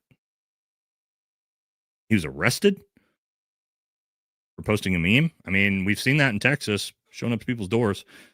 Israel won't even share the F-35 tech modification they didn't have permission to do. Yeah, and not only that, did you know that? So, guys, when here's the deal. Here's another thing with Israel. When we sell our next-gen fighters, like the F-35 to foreign countries, our allies, we sell them with degraded technology on purpose because we don't want any ally to have the same exact technology as we do in case allies shift and we have to potentially go to war with you. But guess who always tries to get, and if they can't do it through getting permission, they do it through stealing the information, is our greatest ally. Yes, they make sure to get the actual highest tech version of our technology. It's everything. It's everything. Are there a lot of perks of being a Viking, Alberto? I don't know.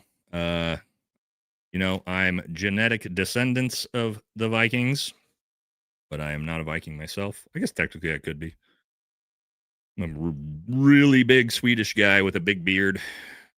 Did warrior stuff for a job, so I'm about as close as it gets, I think. Let's do another. But for real Vikings, I guess it's the graping and the pillaging, right? Isn't that what was always the big thing with Vikings? Let's go another stream. Hell yeah! Time to hang out with our wang out. We wanged Ian. Oh, Ian got super wanged. I was talking to Ian earlier about that. Yeah. Houston flight back home delayed 5 hours. Slept in San Francisco airport overnight. My flight for Burbank. Damn, that sucks, dude. Sleeping in the airport is the absolute worst. I've done it multiple times. Fox News is calling this a test vote. No, it's not a test vote. All right. It's a cloture vote, which it ends the filibuster. So they need 60 votes in the filibuster. And then tomorrow they will go in and do the actual vote on the bill. And it'll only take 50 votes. So unless 10 people who voted yes tonight vote no tomorrow, and then JD Vance comes in as a tie-breaking vote and votes no also, we should be good. Should be good. I'm a boomer, and I'm in the right price bracket, so I'm going to get $6,000 this year from the government on my taxes. Other than that, Trump sucks. Well, there you go. At least the boomers are getting a bunch of money back, right, boys? The boomers are getting... Skeptic says the boomers are getting paid off. Insert the Nick Fuentes Gen Z anger to that one. Tariffs are only constitutional if 15% and only for 150 days. Interesting, Becky. I'm going to look that one up as well. Actually, I have it pulled up here right now. That means tariffs on imports are allowed, but tariffs on exports are forbidden. So export tariffs, maybe that's what he was confused about earlier. Export tariffs are prohibited by the Constitution. Import tariffs are not. I don't see any clause about a 15% anywhere in the Constitution article that I'm looking at that talks about tariffs. I'd have to look. I mean, maybe it's somewhere else in the Constitution. It's not in the article. It's not in the... I'm not seeing it under, or maybe Trade Expansion, Trade Act of 1974. Yeah, I mean, Article 1, Section 8, Clause 1 doesn't have any stipulations to it that I see percentage-wise, but might be something I'm missing. Could be. Doesn't Congress have to pass it after the Senate? No, I believe the House already voted on it, right? House is controlled by the Republicans. As far as I'm aware, they already voted yes, right, guys? Am I messed up on that one? I'm pretty sure the House already voted on it. Now the Senate has to put the real vote on it, and I'm pretty sure that's it. As far as I'm aware. Legitimate question. Why did the U.S. government heavily rely on tariffs before 1913 and worked? Why can't we go back to that? Well, I mean, it did work because we had no income tax before then, right? So yes, that's where most of the taxable income revenue was coming from. But now things are different because now you have income tax, sales tax, property tax, tax on gas, tax on tobacco, tax on fucking everything else that exists, tariff tax on top of that, right? So it worked a little bit better when you didn't have 7 other parts of your income being taxed. So tax on dying, tax on breathing, tax on shitting on my toilet. Yeah, guys. I mean, they tax us on fucking everything. That's the craziest thing. Think about that. Like, you get taxed on income right out the gate. Oh, Social Security tax. My bad. Missed that one. So you immediately get taxed on federal income tax. For me in Oregon, state income tax, which is like 9%, by the way. Federal, state, property, because there's still property tax in Oregon. I live in the worst fucking state, us in California. Federal, state, property, Social Security. That all comes out of my paycheck before I ever see the money. Then in Oregon, we don't have sales tax because we got fucking everything else taxed. Then I get taxed on gas. I get taxed on alcohol. I get taxed on tobacco. I get taxed on pretty much beef. I get taxed on almost everything. After county tax, this is the thing, like sales tax from some of you guys, like over 50% of your money goes to tax when you factor in everything. Almost everybody, other than like the super ultra wealthy, right? But if you wonder why people can't afford their fucking rent or groceries, it's like, yeah, because half of their goddamn income, they work half the month to give the money to the government. No shit, people can't afford to live. It's like we don't even really have an economy problem right now so much as we have just an insane tax problem. But it is what it is. What are we going to do about it? Are we going to burn ships like our forefathers did? Or are we going to be little bitches and do nothing? Like me sitting here in this chair. We're all sitting in our chairs bitching about it. We're all bitching and moaning. But are any of us going to go do anything about it? I don't know. Maybe eventually. We're not doing anything yet, boys and girls. We're sitting here bitching. We're just bitching. And rightfully so. It feels good to bitch about it. Eating snacks, eating pizza, watching Nate bitch and moan. Whine and bitch and moan about fucking taxes. Duke, Albertan here. UCP, 4 striking teachers to go back to work. People are really trying to recall their local reps. UCP is denying those funds. Recall is UCP law. Ugh. Not great. Smash the like button from Dickhead. Thanks, brother. Original Pollywog with the big $20 donut. Thank you very much. When we talk about federal taxes, we need to start where they are totally unconstitutional. I agree. When the government wanted to wage war, they would have to issue war bonds. It's true. They fixed that so they don't have to be accountable. Yes, they turned on the federal income tax during the war and never turned it off. Very, very convenient. And then you know what they did was right before they were going to turn that on and turn on the Federal Reserve, there was a bunch of really wealthy people that were going to shut that down. They were going to not allow the Federal Reserve to start in the United States. And do you know what happened to all those wealthy people that were all those billionaires that were going to stop the Federal Reserve from being turned on and for income tax being turned on? You know what happened to them? Anybody know? Anybody a history buff? If we got anybody that knows. Boom, there it is. Dro got it. They all died in the Titanic sinking. Isn't that fucking, oh, wow. And I wonder, guys, who sunk the Titanic. Was it an iceberg, do you think? Just conveniently had all the biggest dissenters of starting the Federal Reserve. I wonder who did it. I wonder how they actually sunk that boat. That's there's some, yeah, well, an iceberg got him. Yeah, for sure, right? Oh, it's always convenient, isn't it? It's always convenient. The convenience around things. Why are you complaining about Trump so much? Trump has only been for office 9 months. No, he hasn't. He's been in office for 4 years and 9 months. He's already secured the borders, slashed down gas prices. No, he hasn't. They're just as high as they were when in Oregon. Trump's policies will boost the economy next year.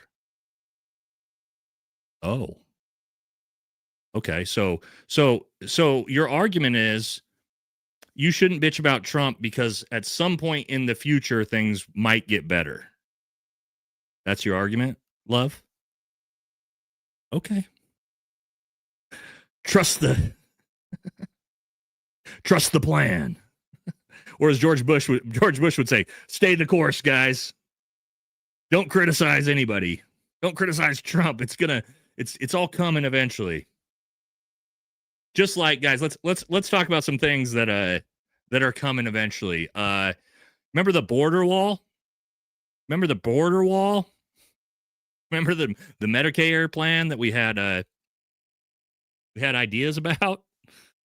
Oh, I don't know. Remember all the accountability of the Epstein files? Remember Dr. Fauci and COVID? You guys remember that? Remember how we were going to have accountability of all the people that did that to us? You guys remember that? Remember how the Ukraine-Russia war was going to be ended in the first 24 hours? You guys remember that? You guys remember that? So, love, explain to me why I shouldn't be critical when all of the promises of the campaign, none of them have been carried through on. And your argument is, it's coming. It's coming eventually. Okay. Right. All right. Yeah. You just keep hoping, right? Hope for a better future. I'm sure it's coming. Don't criticize anybody that's not doing anything that they said they'd do. Come on, man. Here's the thing. I'm not a Democrat, which means I actually do hold my politicians accountable when they are fucking garbage. That's what conservatives are a very fickle voter base and always have been. That's why you have things like the Tea Party emerge and that goes away, and the MAGA movement emerges and that goes away, and America First emerges, because the conservative is a very fickle voter base. Because conservatives say, if you don't fucking do what you said you were going to do, we're not going to vote for you anymore. That's what conservatives do. Real conservatives, not brain dead fucking 70 IQ red hat wearing, yeah, stay the course. Not those people. Real conservatives. And unlike Democrats, which, I mean, the truth is Democrats will stay the course with their politicians almost no matter what, right? They're lockstep, and I'll give them that as a party. Like, Democrats are lockstep. Look what they did with Biden. Look at Democrats with Biden. You couldn't get a single Democrat to admit that Joe Biden was essentially a corpse up until the last moment, up until the final debate where he stood there. It took to that point to get them to be like, okay, we can't support this guy anymore. So, no, conservatives don't just go, yeah, you've completely fucked the American people over and you did literally nothing you promised you were going to do, but we're just going to support you anyway. No, that's not how conservatives work, homie. That's why you got all these people in my chat that are all politically homeless. Most of them are conservatives. Yeah, somebody said Trump's playing 12D chess. Yeah, $40 billion to Argentina. It's coming back. We're going to get a return on that investment. We're going to return on that investment. Trust the plan. Trust the plan. Like that $300 billion to Ukraine. Remember that? Trust the plan. We're going to get a return on that investment soon. It's coming. It's all coming, guys. Just give it till next year. Give it till next year.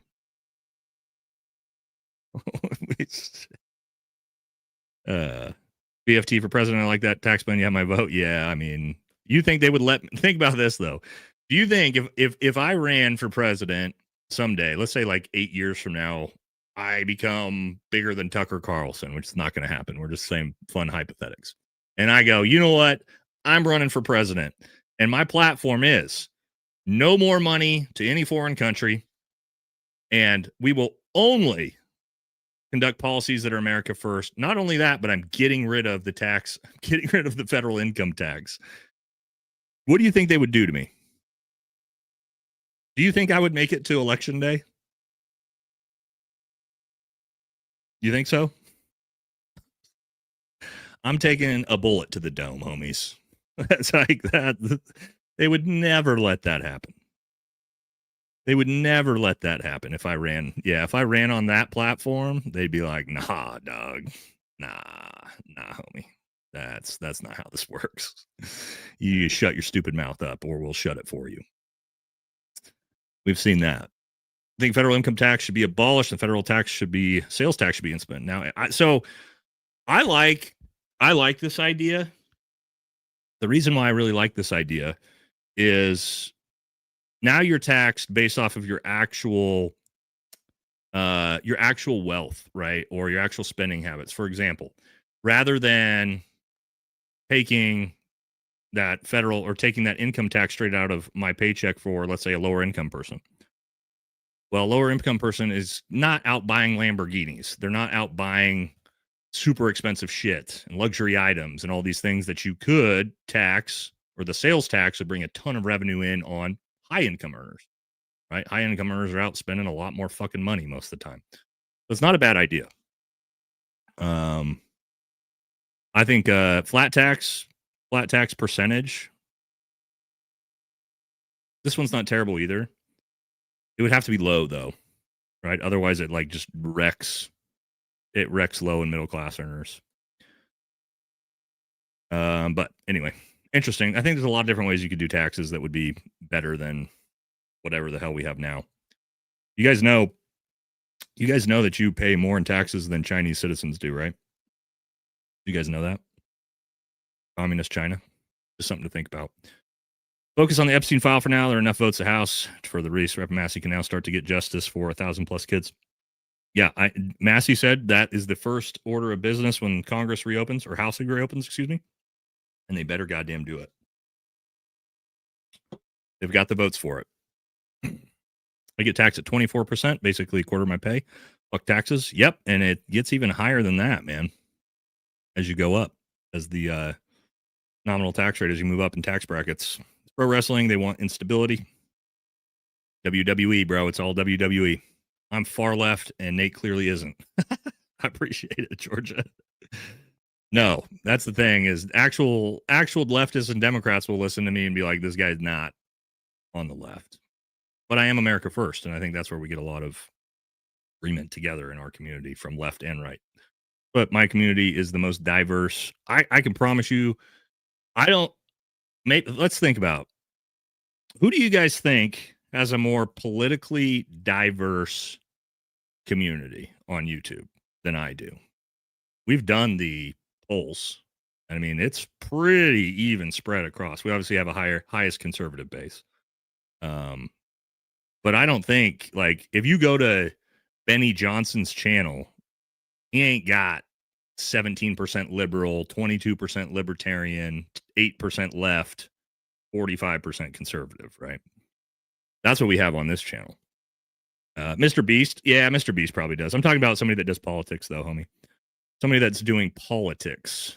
Ian Carroll, I think Ian Carroll is definitely, he's probably got just as diverse, if not more diverse than I do. Thinking about that. Candace Owens, I think Candace has probably got a much steeper right-leaning base than I do. Yeah. Yeah, here you go. Yeah, Chris. This dude's a leftist, no doubt. Yeah, for sure. I definitely am. Yeah. But no, that's what makes our community so good, man. Is there's just such a wide range of people's thoughts and political stances, and we're all here together, and you don't hate me. Some of you do, but you don't hate me for my views. We disagree on some things. We agree on some things. Problem, reaction, solution. That's a classic, right? Create the problem, induce a reaction in the populace, and then you show up to save the world with the solution. Government. That's the way it usually works. Captain says, I wanted the shutdown to end, but I also want our deficit to go down, not up. I don't think it's going to. Also, did they end the filibuster? Yes, they did. They just voted to. Because if that's going to be, because that's, oh, no, they didn't end, they didn't use the new, I'm see what you're saying. Sorry. They didn't use the nuclear option to end the filibuster to force through the vote. They ended this filibuster on the shutdown bill by actually voting 60-40. But no, they didn't nuke the filibuster. And I'm glad they didn't. That doesn't need to happen. I know right now Republicans nuke the filibuster. We want complete consolidated control and power.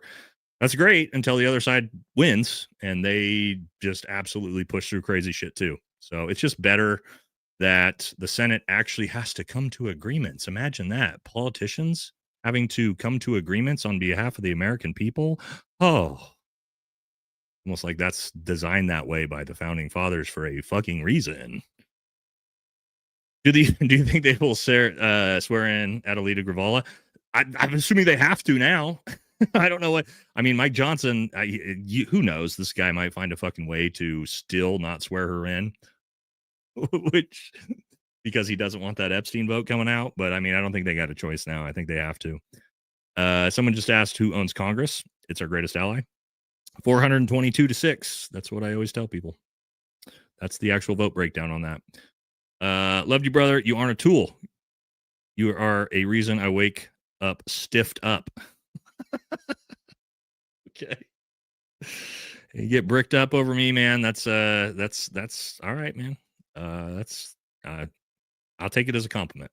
I'll take that as a compliment. All right. What's the difference in the roles of Schumer and Jeffries? Well, Chuck Schumer is the minority leader in the Senate. So, I mean, he's the big dog in charge. As for Jeffries, I don't think Jeffries not. What does he have? What's his position? What's he doing on the minority side? Let's look it up. I don't pay attention to Jeffries. He's another AIPAC shill. Somebody in the chat will have it. Oh, yeah. Oh, he's in the House. What am I talking about? He's the House Democratic leader. Sorry. What am I talking about? Yeah. So they don't really have a different position right now. Technically, the same position, just one's in Schumer's the Senate minority leader. Excuse me. And yeah, he's a big AIPAC boy, real big AIPAC boy. No, or is it Cory Booker? Which one's the big AIPAC boy? You guys remember? Is it Booker or is it Jeffries? Maybe it's Booker. One of the two of them is a real big, or probably both. Yeah, it probably is both. I think Booker might be the big one though, like the multi-million-dollar one. But it is probably actually both if I were to look up the tracker. I mean, that's typically what it is. It's usually, unless there's only like 6 of them that don't take money. So Jay Byrne is a crybaby in your chat, just flapping his gums. Yeah, we get those in our chat, man. It's okay.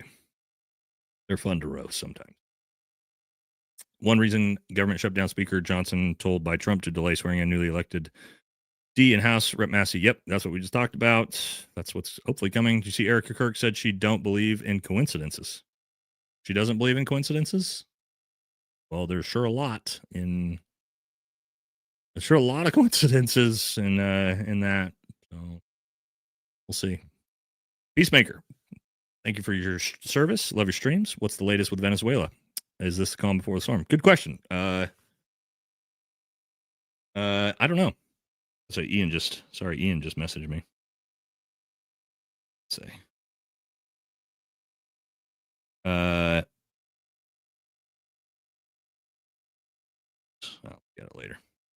Sorry. I don't know. Not much yet. There's a big buildup. The problem is if you decide to go to real war right before 2026, Republicans are going to lose every seat they have. It's going to be political suicide. So I don't think anything is going to happen for now. But here's the thing. Trump's on his last term, unless you subscribe to the Bannon takes of that Trump's going to be president for a third term.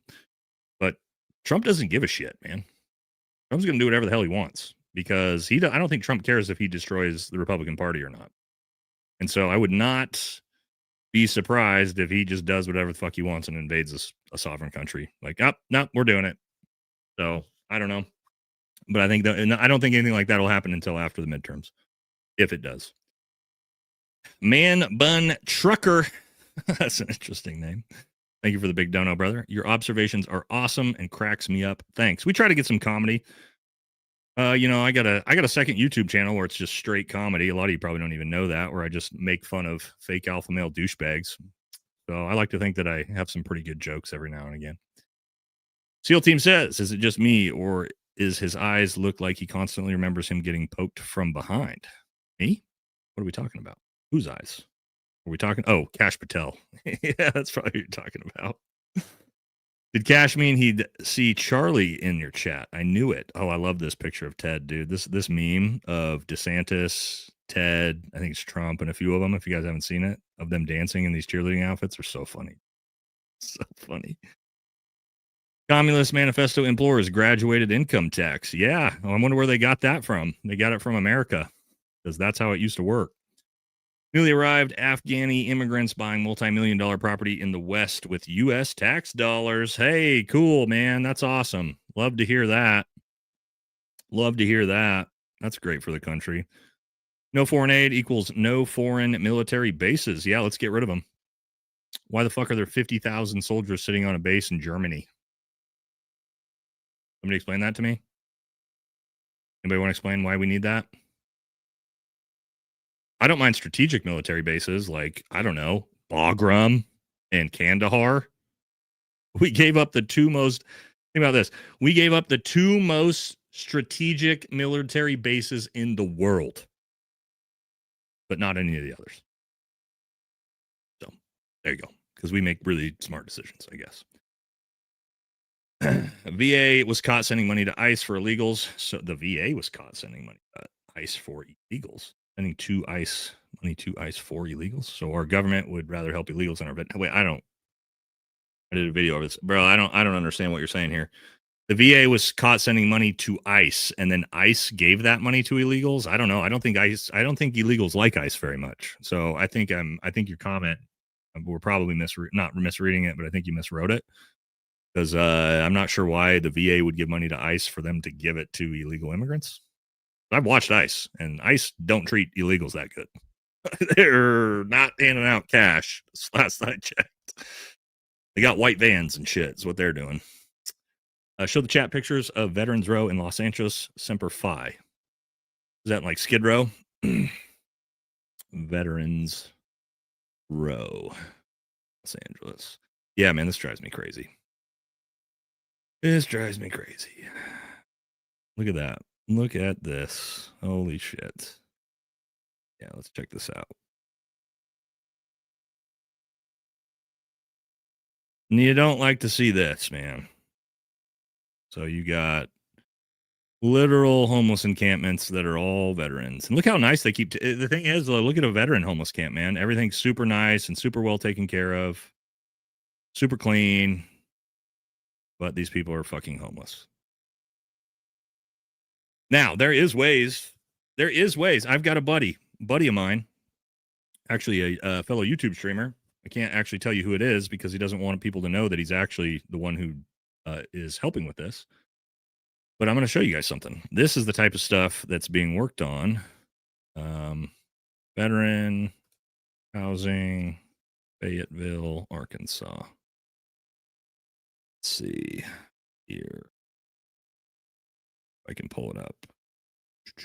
Arkansas. Here we go. This is it. This is very, very cool. So, this is one of the first times we've had this done. Nation's largest subsidized veteran housing project. God, look at all the fucking ads on this. And the video is supposed to be right here. Here we go. Washington County announced plans to build Patriot Park, Washington County officials say it's the largest subsidized veteran housing project in the entire country, and it's nearing completion right here in Northwest Arkansas. Fox 24's Dylan Neer joins us in studio now with an update on the park. Dylan. Josh, when Washington County announced their plans for the project, they set an aggressive deadline at the end of this year. As we enter November, that goal is still in reach. However, the bigger picture, bringing affordable housing to so many in our area who have served. Yup. Patriot Park is a 9-building, 60-unit apartment complex, which will be home to over 100 veterans and their families. We get to provide housing units to veterans and then also welcome new people to our area, to our communities, and then also provide for those veterans and make sure they have stable housing into the future. Ground was broke back in June, and as we near the end of the year, Washington County Judge Patrick Deacon says we're just a few short months away from completion. And I think we can get it done. If not, we might see a few weeks or maybe even a month or so delay. So there you go. That is subsidized veteran housing for homeless veterans. So when I talk about the fact, how could we better use money rather than sending it to our greatest ally? How could we better use that $33 billion we sent in the last 2 years? There you go.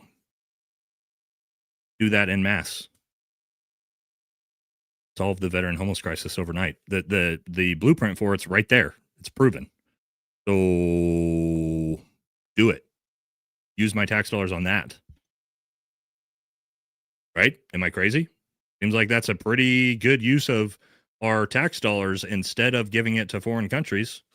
Personally, I think. Because a lot of people will be like, oh, well, how would we solve the problem? Well, there you go. There's literally people. And that was done through a lot of individual work and fundraising. So, yeah, there's definitely ways to do it. Good comment, Joe, by the way. Creature from Jekyll Island. Ian told me I need to read this book. I haven't read it yet. That reminds me. I actually wrote it down in my notes and I forgot to look it up. Mr. Rose, thank you.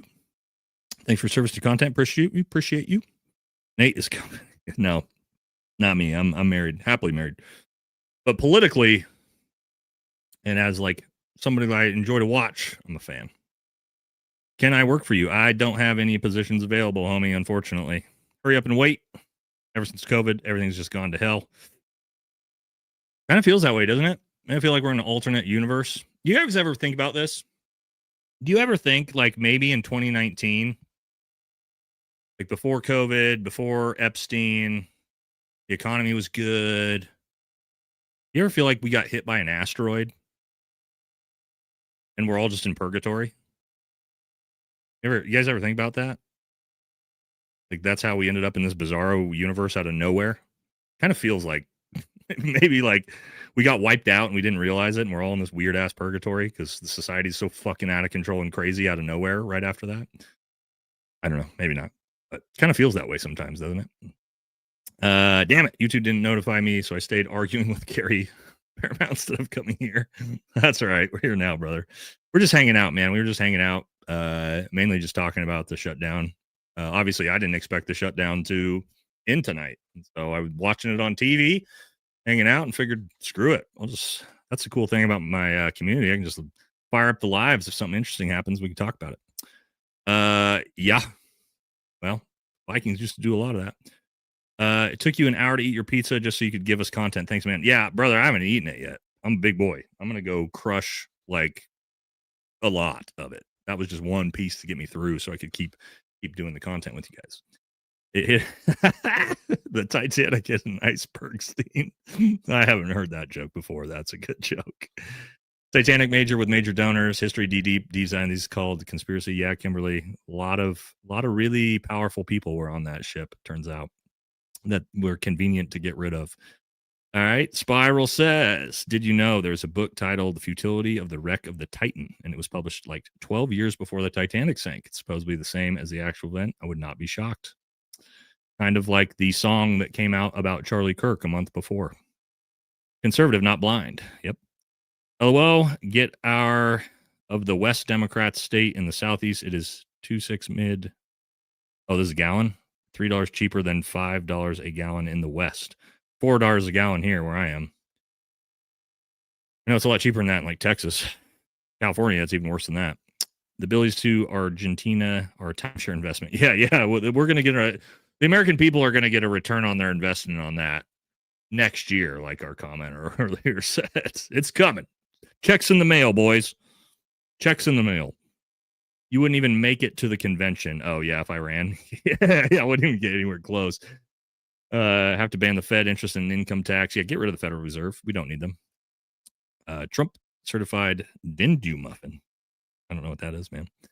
Angela says, I don't mind paying taxes or wouldn't if it was used to benefit Americans. I agree, actually. Like spend more of the defense budget on actual soldiers and less on contractors. That's actually a good point. That's a very good point, Angela. Yes, we should do that. I'm not saying we shouldn't have any tax at all, right? There is things that are good for taxes to be used on, but the problem is the majority of our tax dollars don't come back to benefit the American people. So until you start to see that, then I just say stop taxing people because you're not doing anything beneficial with the money that you're taking.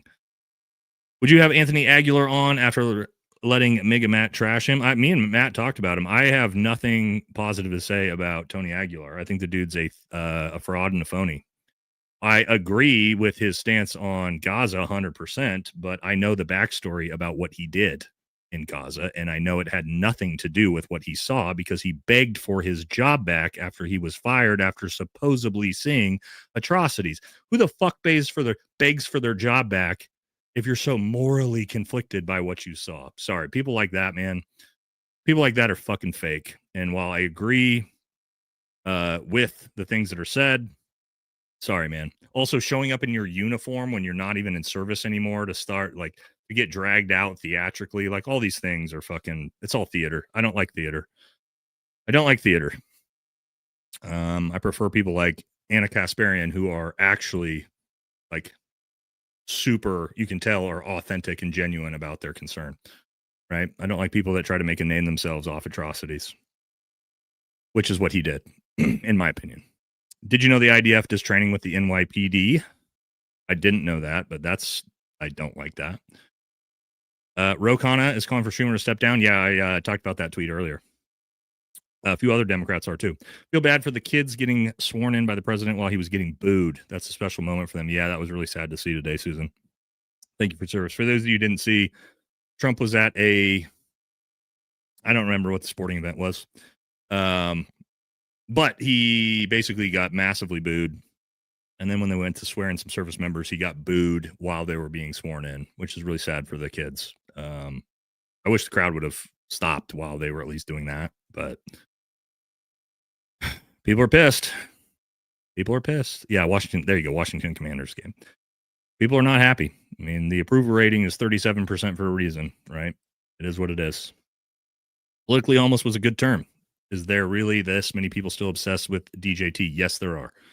I've lost all hope after voting for him. Well, there's a lot of people like you out there and me. Well, I didn't vote for him, but a lot of people like you out there, man. But there are still a ton of people that just fawn over his every word and action. Same type of people who just somehow do mental gymnastics of why it's a good thing to send $40 billion to Argentina. You know, but that's not me. Sorry, I can't do it. Supposed to be a compliment? Oh, okay, I'll take it as a compliment. Thank you. What's your ideal healthcare system for the U.S.? Oh, man, this, and again, like I said, guys, this is, healthcare system is so complicated. Government, so let's say like the VA, right? I don't use the VA because I don't like it's terrible. If I make an appointment, I made an appointment with the VA to get a procedure done on my back. I get what's called vehicular nerve ablation done on my back because my back's so jacked up from surgeries where they go in and they burn the nerve endings out of the nerves in my L4 and my L5, basically to help with the pain. And when I went in, it took me 4 months to get an in-processing appointment with the pain management clinic. That wasn't even for the appointment. That was just to get in to talk to the doctor about my problem. That took like another 3 months to actually get the procedure. And that's pain management. It took like 7 months for me to get a pain management procedure done. So what I mean by that is that's government provided healthcare. The VA is government provided healthcare, free healthcare, right? Like, yeah, you serve for it. So that's not a great system. And like you can see that in Canada and different places. However, the current system is so goddamn crazy and unaffordable. That's not a great system either. So what would be my ideal? I guess my ideal healthcare would be a system that we have that's more affordable. I mean, I don't know, dude. Maybe you guys got a better idea than me. I wish I had an answer. Maybe that makes it what's so goddamn complicated. Is this? There's no. I don't know any good system in a government in a country with 340 million people in it. So I don't know, man. I wish I had a better one. Government health. And to my point, I buy my own insurance and I go to a private doctor with my family, even though I have free healthcare and I pay for it to go to different healthcare. So I don't think government provided healthcare is the answer. Because again, maybe so. Let's actually though. Let me say this. I know what God, I learned about it in my master's program. I'm trying to think of the country that has this. Maybe it's Brazil. It was Brazil. Maybe we were talking about. And I think that, and I could be wrong. There's probably somebody from Brazil in here. Maybe it's a Latin American country. I don't remember exactly. But what they had is a system that there's universal health care, which I actually kind of do. Actually, I kind of do like this system now I think about it. There's universal health care for everyone. Not the greatest. There's long wait times. And then there's also the private healthcare system that if you have the money, you can pay for insurance and get better healthcare and better times and things like that. So that way, these people are fucking retarded. I don't understand how dumb you are. If you think I'm a liberal, bro, you have no idea how far right I am. MAGA is here in center left. I'm way over here on the right. Okay. You gotta focus. But I don't mind a system where you have some type of universal health care for everyone that needs it if they need it. And then there's a more and then you could pay for your actual health care if you wanted better health care. I don't know. But I mean, fucking who knows? Like, I wish I could. I don't know what that actually even looks like. Right. But, I really don't like the idea that we got. I really don't like the idea that we're the richest country in the world and we're paying for other countries like our greatest ally to have free healthcare when our people don't have it. So here's what I'll say. As long as we have the money to pay for other countries to have free healthcare, we should probably provide free healthcare to our own citizens. As long as we have the money to pay for free healthcare for a foreign nation citizens, we should probably use that money for our own citizens' healthcare instead. Is that crazy of a take? Am I way out? Am I way off base on that, guys? Is that super liberal of me to say that I would prefer we spend the money on healthcare for our own people rather than in foreign countries? Maybe I'm crazy. Maybe I'm crazy, guys. That's America first. Yep. All right.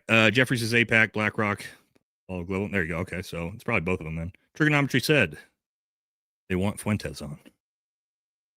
Who's trigonometry? Am I supposed to know who that is? I don't know who that is. All right. How did your son do in the championship game? He didn't play much. He's a sophomore this year, playing on varsity. So he gets playing time here and there. But yeah, he's still young. But he's doing well. What do we do for them? For our greatest ally, we do everything for them. They don't do anything for us. Cash, someone pressed his... Okay. Come on. Mike Brown, thank you. We're making our way through this. Remote viewers that try to see crucifixion is wild. Oh, is that like the Sean Ryan lady? Yeah, that's pretty weird. John E. Hoover has crazy video of CK on YouTube. Okay. Can you tell me why they used contractor in Iraq and Afghanistan to do the job of the real military? What do you mean? You're talking about like Blackwater? Because they didn't really use the they didn't use contractors to do our job, other than like Blackwater initially had some of that stuff. Typically,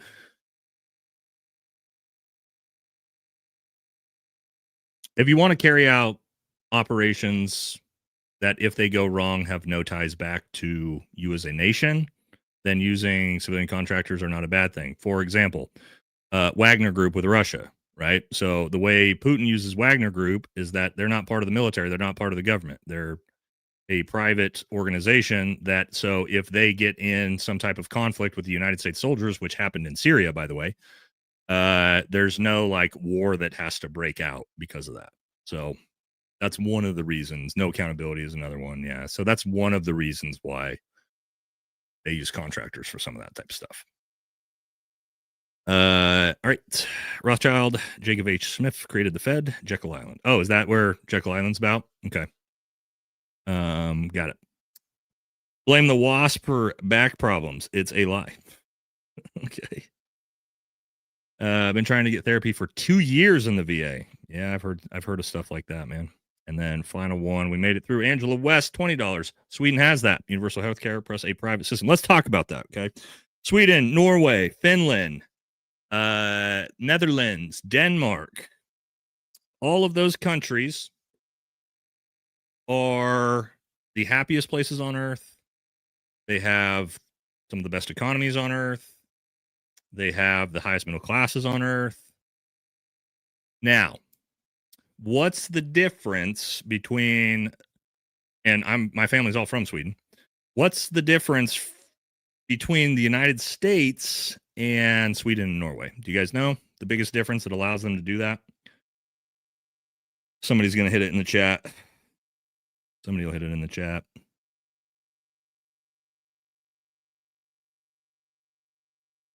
Somebody hit it in the chat. Population. There it is. Population size. Yes. So a place like Norway has massive amounts of natural resources and oil, much like Dubai, much like Qatar, much like Kuwait. These are all places with very small populations that have massive natural resources, that also don't go fight wars or spend basically anything on defense budgets. So what does that allow them to do? They have all this money from natural resources and very small populations that they can dump that money actually into making the lives of their people better. So socialism, and this is Scandinavian, so we should call it Scandinavian socialism, right? Because socialism works a lot different in Scandinavian countries than it does in Latin America, for example. It doesn't work at all in Latin America. It works very, very well in Scandinavian countries. So that's really why Sweden is able to have free healthcare and free education and paid maternity leave and everything else you could possibly think of, because they're wealthy countries with very small populations, which the United States has 340 million people. We can't really pull that off, fortunately. Maybe we could, but probably not. All right, and then still respectfully cranking hog. Hog cranking. All right, we made it through.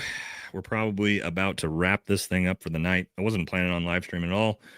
Got a live stream tomorrow. Got one Tuesday. Doing a lot of live streaming lately. Got one Thursday. Got one Friday.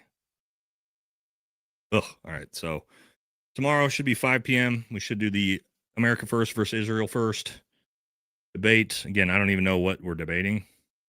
I really don't know what we're debating, because my stance is America First. I don't know how you argued against. I don't know how you argue against it, but we're going to find out. Then Tuesday is Veterans Day. We got Aaron Love, my buddy Aaron. Yeah, I love Asmongold. Big fan of Asmongold, Jasmine. We got Aaron Love coming on Veterans Day Tuesday. We're going to do a Veterans Day politics stream. Should be a fun one. Aaron's a lively buddy of mine when it comes to politics. Thursday, we got our typical three-way live. Oh, we're going to try to get a special guest, hopefully from the Young Turks, on Thursday. We'll see if we get lucky enough to pull that off. And then normal live stream Friday, plus some videos mixed in. say, yeah, oh yeah. I mean, I'm gonna look into this. I got to see what's in it, right? If this interview is crazy, then yeah, we'll do a video on it. If it doesn't pan out to anything cool, essentially, let's look at it this way. If it officially changes the official narrative on Osama bin Laden and that raid, we'll definitely do a video on it. If it doesn't change anything, then I don't know. We probably won't waste our time. So that's it. Thank you all for showing up to talk about the government shutdown.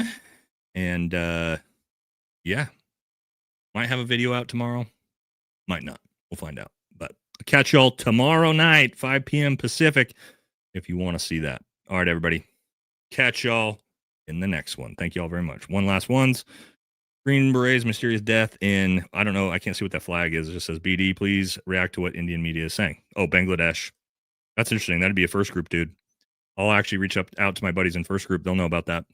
And are you concerned with the Islamization? What Islamization? What? Where is it? As far as I'm aware, I don't see it anywhere. It's a problem in Africa. It's a problem in Northern Horn of Africa. It's a problem in Sub-Saharan Africa. It's a problem in the Middle East. It's a problem in Europe. It's not a problem here. So no, I'm not worried about it until it actually becomes a problem. There's a different country that's a much bigger threat to us right now. All right. That is going to do it. I'll catch y'all in the next one.